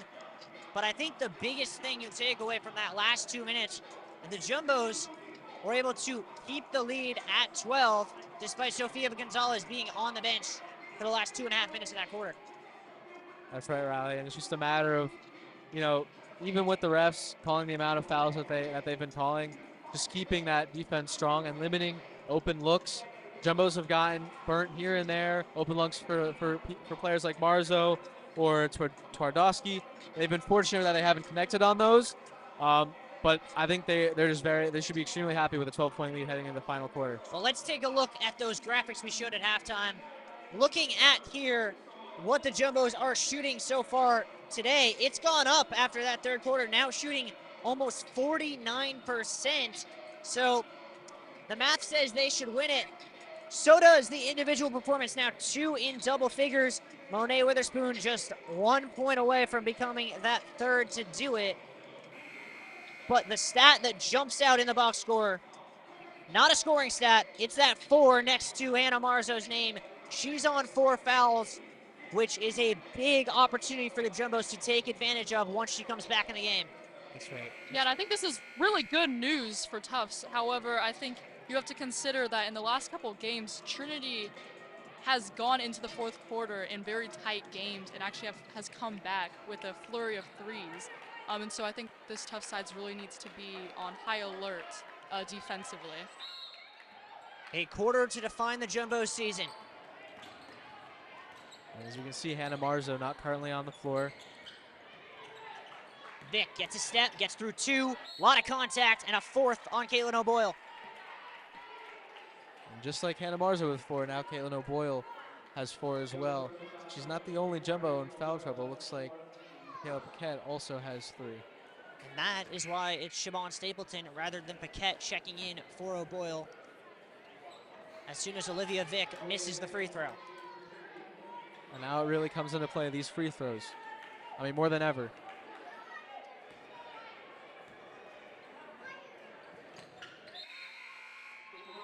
Vic goes 1 of 2. Yeah, I think that's a smart decision to pull her out. I think if they're going to need her later to match up with the forward core on Trinity's side, they're going to need her at full strength and also just not foul out. A discussion being had here amongst the referees about, I believe, Maddie Foreman, and something that's looks like they were checking her for potentially having to be taken out of the game temporarily for a bloody nose, but she is all good. And we can resume play.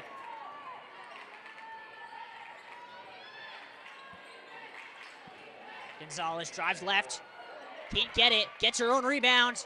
Ball still on the floor, that's gotta be a tie-up. But it's not because Foreman won the battle on the ground.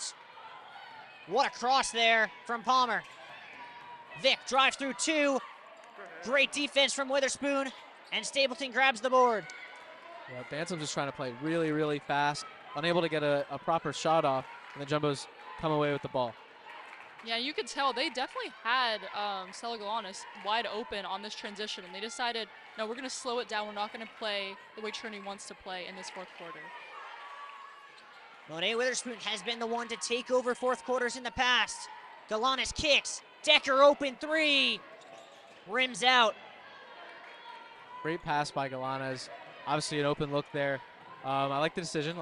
Maybe Decker, not the most efficient at shooting threes on this season for sure, but an open look nonetheless.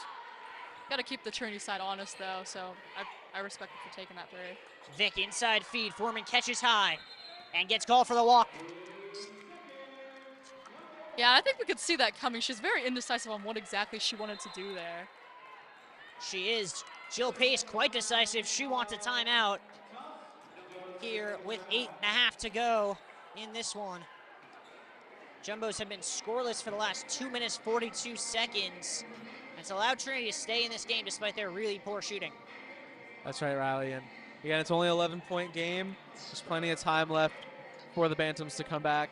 Like Antu was saying, they might need to start making some of these threes, or at least just getting better looks. I mean, the Jumbos have done a good job so far overall, limiting them in that regard. But that's all the Jumbos need to do. I mean, if they're not scoring high levels, they need to stop the Bantams from scoring at high levels to retain this lead. What's interesting is Trinity from the three-point range so far today, 31%. Trinity in field goals overall is at 28. They're shooting better from deep than they are from inside the arc. Yeah, based off that stat, I mean, it might be a little bit of a trap for them, right? Because, you know, you don't want to just start heaving up threes because of you have a better percentage. But, yeah, I think they need to get into their sets. They need to, you know, they're going very fast, but I think it might be a little bit too hectic for what they're trying to do. Galanis around the Stapleton screen. Witherspoon tries to come get it. Now Decker with 5. Gonna have to create herself. Kicked. Stapleton 3. Rims out. And the board grabbed by Avery Marzo. Now the Jumbos are opting to taking a lot of threes here, and they're just missing them, just rimming out, as you said, Riley. Vic in the high screen and roll. Down to Foreman. Off glass, no. Gets her own board. Gonzalez with a tie-up. So surprising that she did not capitalize on that. I mean, she was matched up with Galanis down there. Huge mismatch. I was about to say, I mean, Maddie Foreman is a beast down there, and that's just coming off. It was a bit of a mismatch with Galanis, but unfortunately she just missed the layup, and now the Jumbos have it.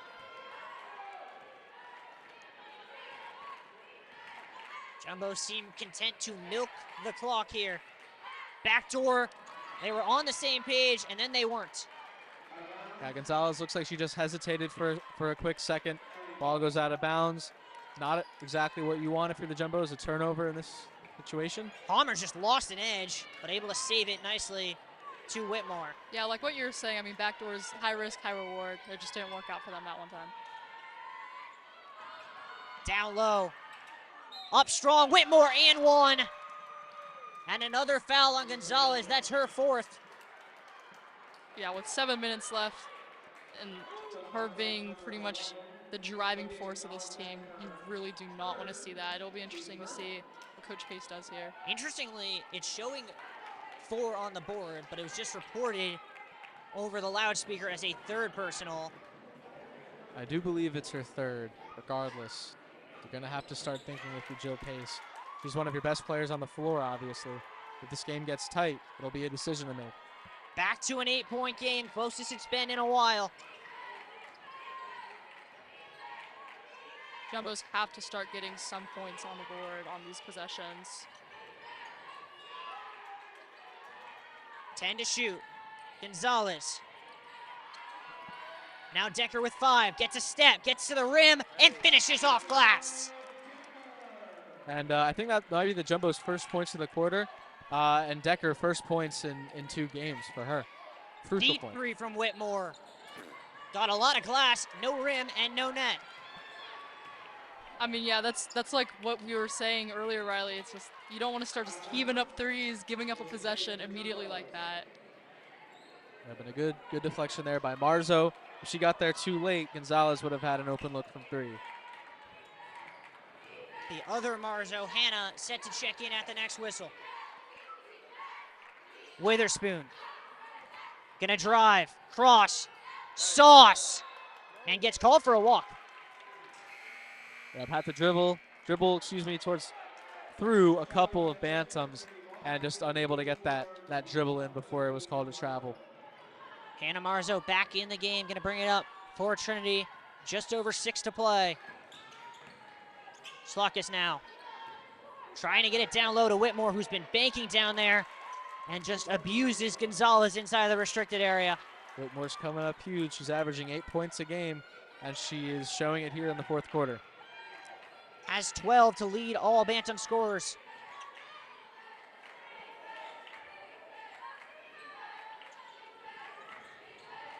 Decker around the screen, draws the switch, kicks it. Witherspoon, corner 3, was blocked into the side of the backboard.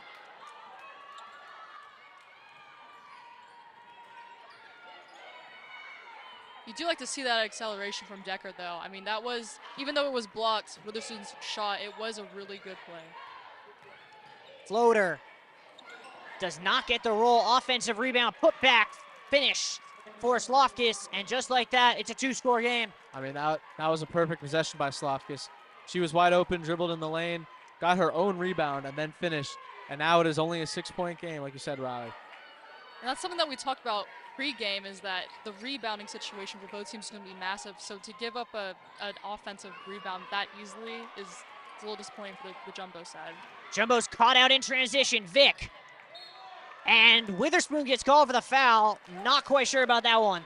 Yeah, I mean, she looked like she was intentionally just trying to avoid the foul. So I don't know where that was coming from at all. She might have just been a tad too late. Might have gotten Vic at the last second as she attempted that shot.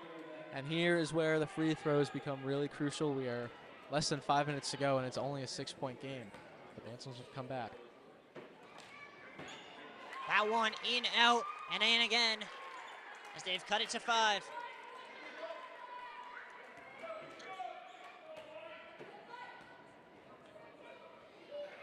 Vic gets both of them. Closest it's been since the 1st quarter. Yeah, we have a game now. Witherspoon, hard drive, up, contact, that's gonna be 2. Now on the other end, Witherspoon looking to make her free throw attempts. You know, the Jumbos overall in this game have mostly looked for scoring from 3 players, Witherspoon, Stella Galanes, and Sofia Gonzalez. In these last moments, this is where you might need to look for some other players to step up as well. That one back rims. These free throws are just really catching up. with the Jumbos. She misses it both. Gonzalez with the offensive board. And then it's going to be jumbo ball, I believe. Trinity stepped out of bounds. Almost looked like Slofkus pulled Gonzalez back. I'm not 100% sure. Either way, still jumbo ball. They need to score points here. And now a discussion, I believe, about the shot clock. If Trinity actually had the ball to be out of bounds, then it should be a reset to 30. Looks as if they're going to leave it at 20. Dangerous pass tipped out of bounds by Marzo. A tight inbounding area right there, yeah. Jumbos will try it again. This time it'll be Gonzalez to trigger. Gets it into Decker, who almost put it over. That into Gonzalez, and a reach in there on Avery Marzo. Maria Williamson is going ballistic. Yeah, Tessa's lucky again there. It almost was a backcourt, and then a little turnover here. But yeah, great to draw that foul on Marzo. Seems the slipperiness of the court is getting onto the ball as well. Has some juggling by both Decker and Gonzalez. Like Antu said, Tufts just lucky there for the refs to call a foul on Trinity. It's crunch time, and they've only scored 2 points in this entire quarter. They have only scored 2 points. And they need to step it up if they don't want this to be a massive upset, or not necessarily an upset, but a Just comeback. the way the from game's Atlanta. going so Yeah. far. And I think the most surprising thing, looking at the stat line, you can see the effect of the turnovers. Jumbo's losing the turnover battle by 6. The Jumbos are the team in the NESCAC that forces the most turnovers at 21.3 a game. Trinity, on the other hand, is the only team in the NESCAC with a negative turnover margin coming into today. And yet here we are with 4.5 to go, and Trinity has a +6.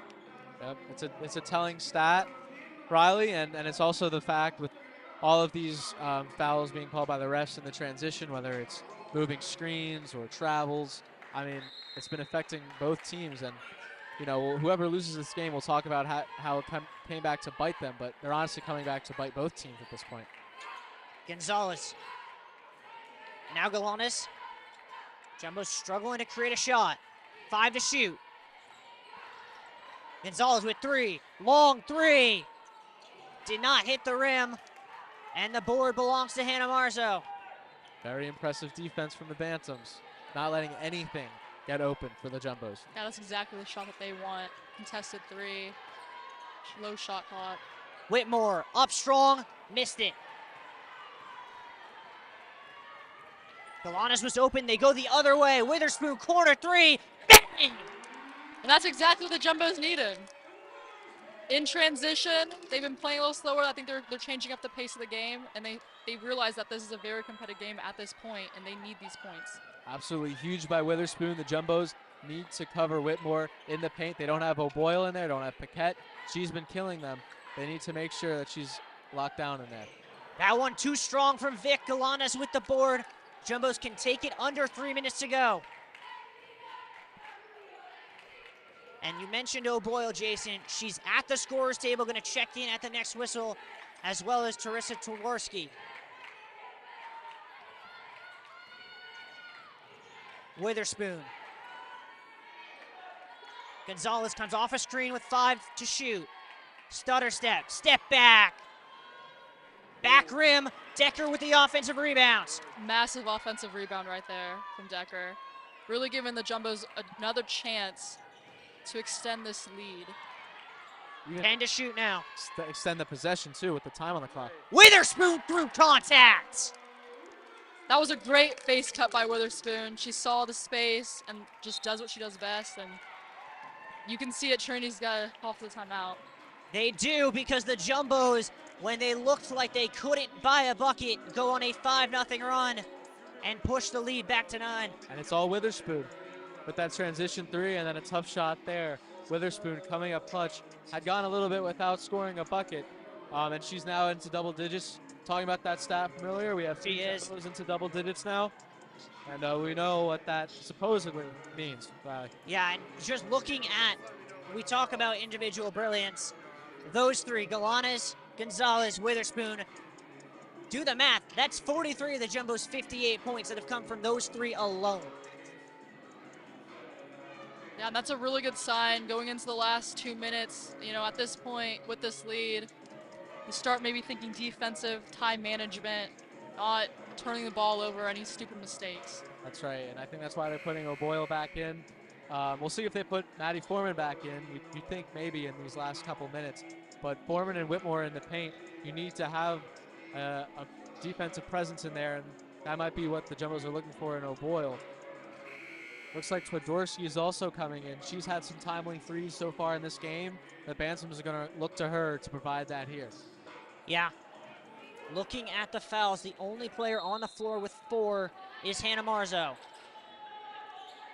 Or excuse me, O'Boyle also has 4. Now they've updated the scoreboard to enter her. Hard drive, does not go for Dorian, and O'Boyle gets the board and draws a foul. And there's that presence, that height that the Jumbos needed underneath the basket inside the paint. A great rebound by Kaylin O'Boyle. Taking it over to the top. Yeah, I think Trinity's just going to be very frustrated when they look back at this because there are just so many layups and close shots that just haven't fallen for them that usually do. Jumbo's content to milk clock here. Can bring it under 2 minutes to play.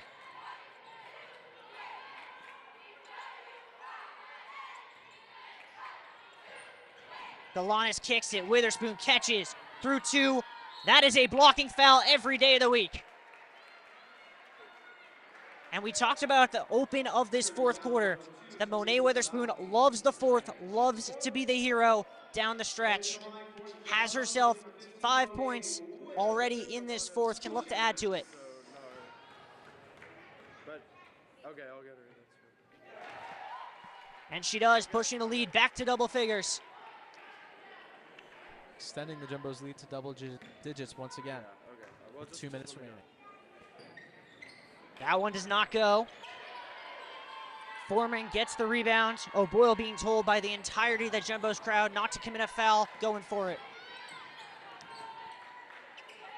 Skip pass. Vic had an open 3, instead takes a mid-range, hits it, but a less efficient execution. Yeah, exactly what you said, Riley. I mean, points are points, but, you know, at some point, you got to get those threes working. Jumbo's going to kill some clock. It was nearly a turnover back there. We didn't mention it. One of the Bantams, I'm not exactly sure who, came from behind, and Galanis almost lost it. And then a reach-in foul called against the Bantams, which will send Monet Witherspoon to the line. Foul number 2, Teresa Gardowski for third. Team's fifth, Tufts team bonus at the line. Will be for 15, Monet Witherspoon. 2 shots. Witherspoon has been so huge this quarter. We'll see if she can not quite put the nail in the coffin, but closer to it by making these free throws. Gets the first, despite you jinxing her, Jason. What are you talking about?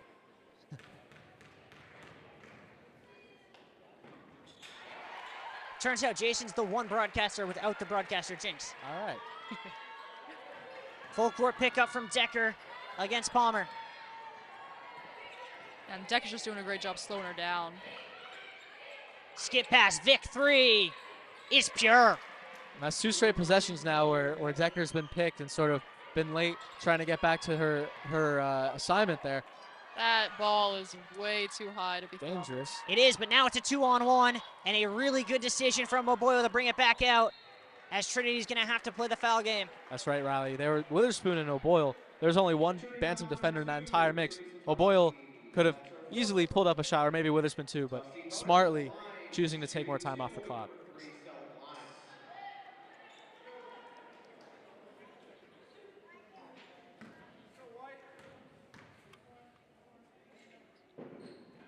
Galanis gets the first. To note, Trinity with 2 timeouts remaining, which means they can advance the ball twice. How about Vic though? Those were not easy shots. Yeah. Doing her best to keep the Bantams in it. I definitely think whatever play going into this, coming out of this timeout, it's going to be centered around Vic. I mean, she made a mid-range and just drained a 3. So if there's anyone that's going to get them back in this game, it's going to be her. That's right. And say what you want about Vic's performance in the first half. She has 11 here in the second half. And she is trying to put the Bantams team on her back. She's trying to keep them in this thing. She is, and really, if you're the Jumbos, that means you kind of have to almost double Vic and dare someone else to beat you.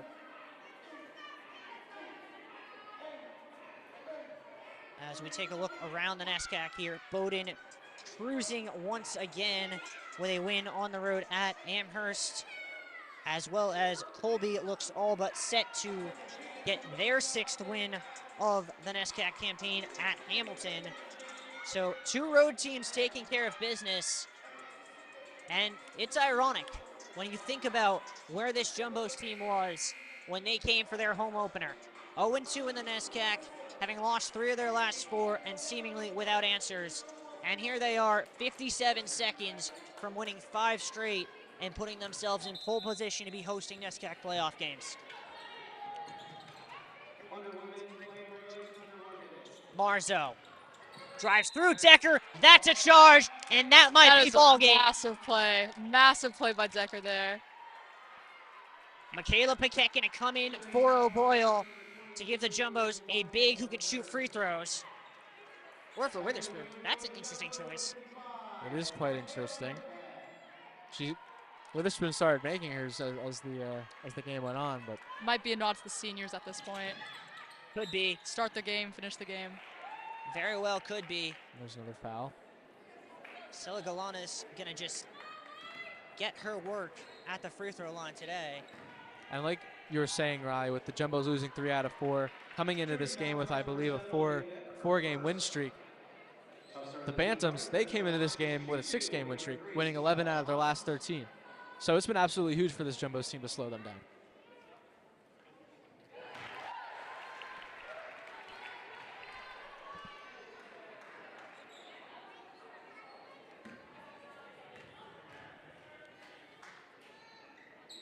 Galanas gets them both. She's got 20, and the Jumbos lead is 11. Vic, pull up 3. Come on. I mean, yeah, that's exactly what I think any of us would have guessed she was going to do with this time crunch. Yep. Trap somewhat successful, but then they foul Decker and send her to the line. That's exactly what the Bantams want. I mean, that was a quick 3. Vic is just playing insane right now. I mean, where was this in the first half for the Bantams? Again, doing everything she can. It might be a little bit too late, but just a valiant effort by her. Yeah, and I think at this point, it might not matter for this game, but the full court press has been a little bit of an issue for Tufts. I think that's something that they might need to look into going into playoffs where that might be more common. Without question. Decker converts them both. Timeout Trinity, their final one. And I don't have the exact numbers here, Riley, but I think it should be worth mentioning that the Jumbos, coming up here in the last minute or 2, they've been making their free throws. Earlier in the game, as we were seeing constantly, it was 1 out of 2, 1 out of 2. They've been making 2 out of 2 at this point. Well, I do have the exact numbers. They're 9 of 12 from the free throw line here in this 4th quarter, which is considerably better than any of the first 3. And that's unquestionably huge when it comes down to clutch time like this. I think they got a little scared straight there for a minute. They realized that these free throws, they really do matter, and so they started draining them and really prioritizing them in this game, in this 4th quarter. It'll be the starting lineup to close it out for the Jumbos. The 4 seniors and Stella Galanis, who is proving herself to be a offensive weapon.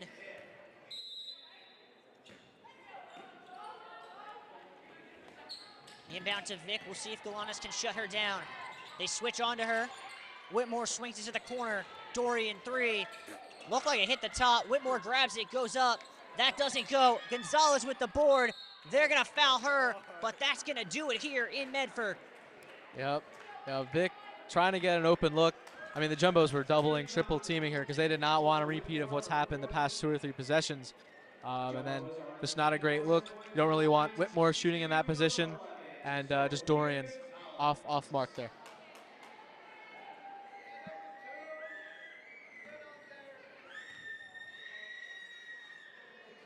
That one rims out as the Jumbos are going to empty the bench with 4 to allow their 4 seniors to walk off to a standing ovation here momentarily. And the class of 2025 will end their regular season Cousins history in dramatic fashion, sending Trinity's 6-game win streak to the wayside and putting themselves in control of their own destiny to be back here in 3 weeks hosting an SCAC playoff game. Yeah, and I think that this class should be really proud of how they played today. You know, Trinity coming onto the court with the 6-game win streak and pretty much saying, no, you're not going to win on our senior day. Yeah, but I mean, if you look at each of them, they've had immense contributions. Paquette with a couple of mid-range buckets. Even Decker, who's sort of led the attack, even though she hasn't scored that much. I think that bucket that she scored in the fourth quarter kind of jump-started them after not having scored at all in the fourth quarter. And then obviously Sofia Gonzalez, it doesn't even need to be said what her impact has been today.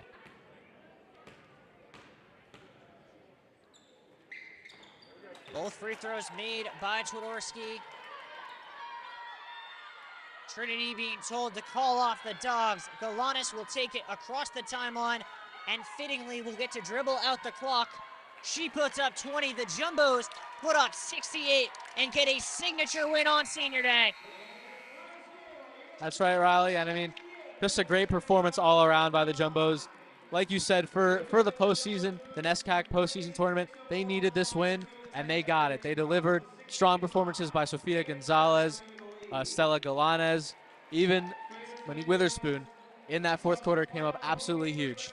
Yeah, and I think this is just a really good sign, like you said, Jason, going into the NESCAC finals and the championship tournament. I think what it is like they prepared well for this game, right? They shut down Vic for the majority of this game, and they also made adjustments throughout that really helped them write this game off and just be done. They definitely did. And as we look here at the crowd, which has not moved at all, it is very interesting to look at that there when we were here 2 weeks ago. And this place was packed to the brim today. I mean, Jason, I can only imagine what it's going to look like 3 weeks from now. That's right, Riley. And I mean, it's just you got to talk about their bounce backs. This is a bounce back season from last year. I mean, after what they did in 2022 and how things looked in 2023 and how they've responded this year, especially with contributions from freshmen like Monet Witherspoon, Stella Galanes stepping up. I mean, you can't say enough about this entire team. You can't, and I think we've given her some grief in the past, but Jill Pace and the way she's transformed this team in the last 3 weeks deserves a lot of praise. The decision to insert Stella Galanes into the starting lineup has been nothing short of visionary. No, 100%. It's definitely a trust the process situation here, and I think hats off to them, hats off to these seniors for what they've done for this team, and had a great game today. We're gonna step aside. We'll be back with you in a few minutes with a post-game interview. Don't go anywhere.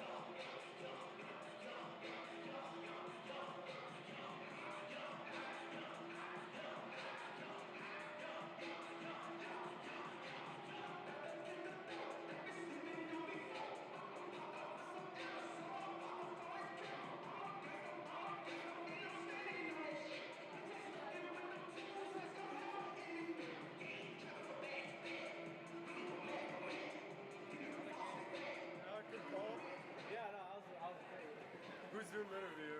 Huh? Oh, Riley, because he's dressed like that? Yeah, no, of course. Hey, you want to stand where you're going to stand for a sec, Riley?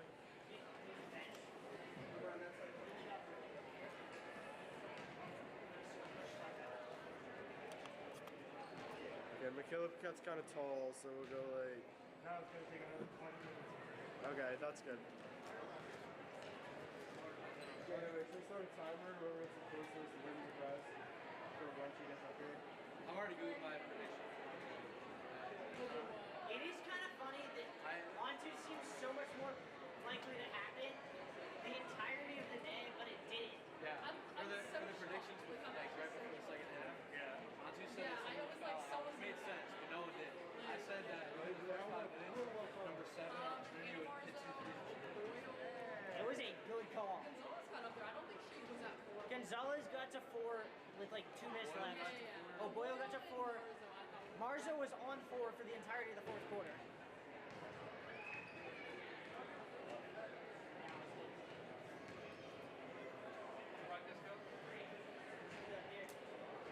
We get hammered and shattered out.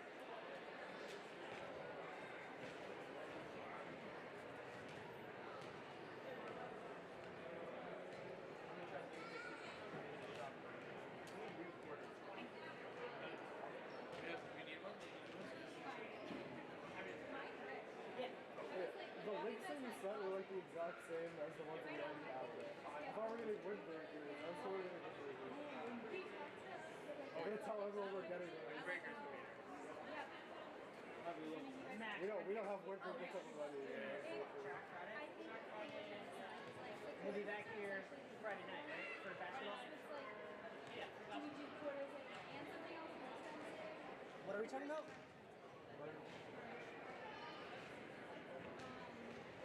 Coach sweatshirts.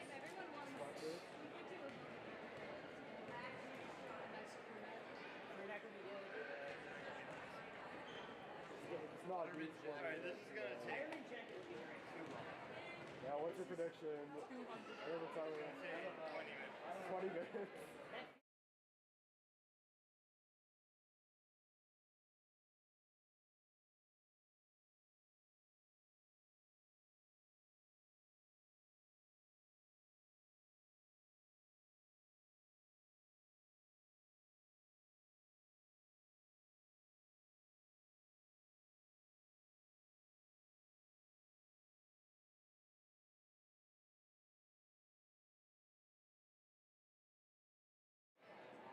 And we're probably gonna have to play them both.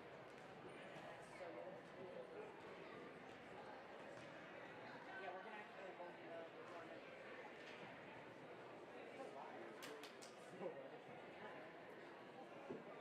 Oh my god. Mazo might take their You're so hypnotic, magical.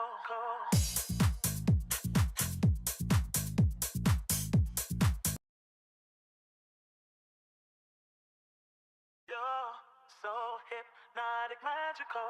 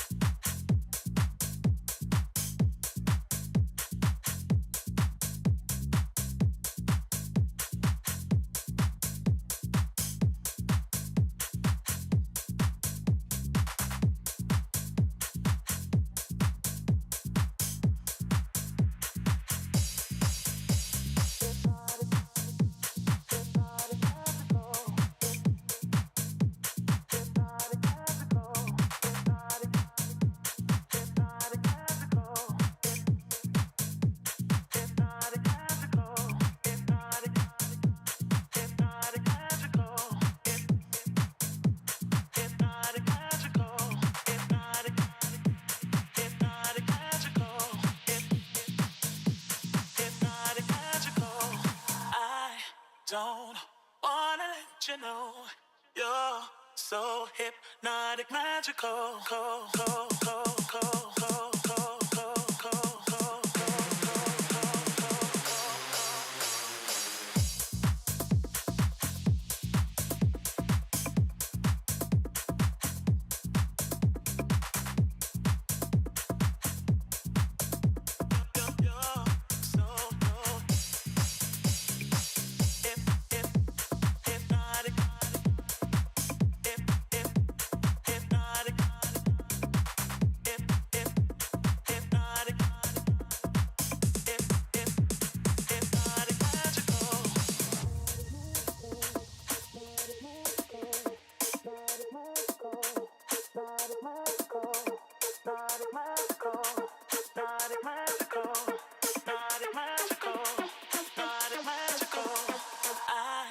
don't wanna let you know you're so hypnotic, magical.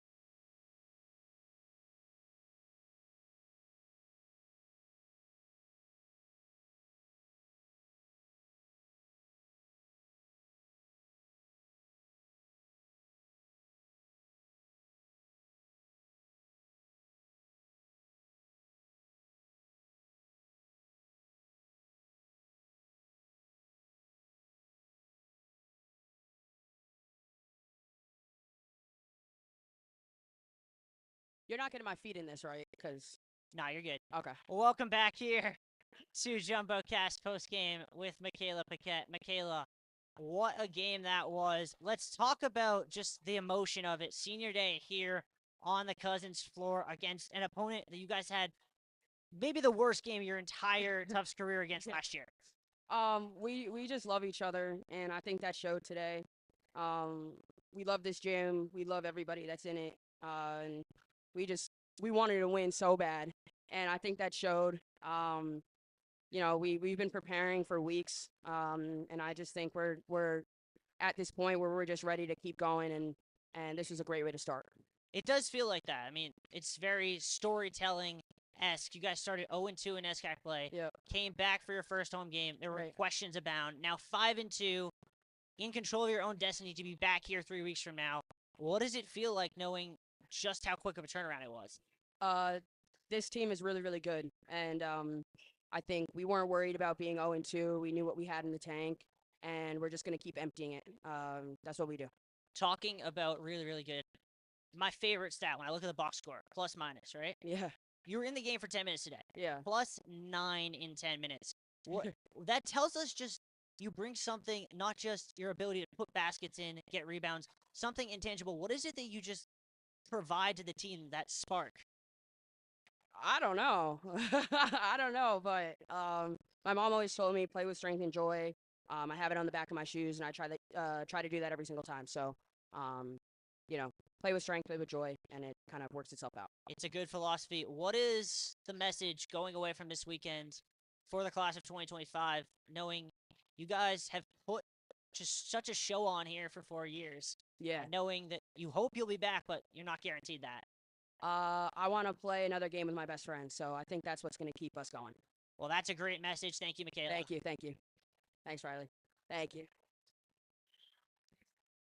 Well, on that note, I'd like to thank all of you at home for sticking with us throughout this phenomenal game. I'd like to thank the other members of my crew, Matthew, Noah, and my dear senior Felix on the cams, our assistant director, Eva, our wonderful director, Max Antonini. Alongside me on the mic, Jason Strait on to win. Before I sign off, remind you, Friday we'll be in 2 places. For the first time in JumboCast history, we'll be in Gancher broadcasting an indoor track meet. We will also be back here for men's basketball as they take on the Amherst College Mammoths at 7 o'clock. But until then, I've been Riley Daniel, signing off for Senior Day and telling you to stay home safely. So hypnotic, magical.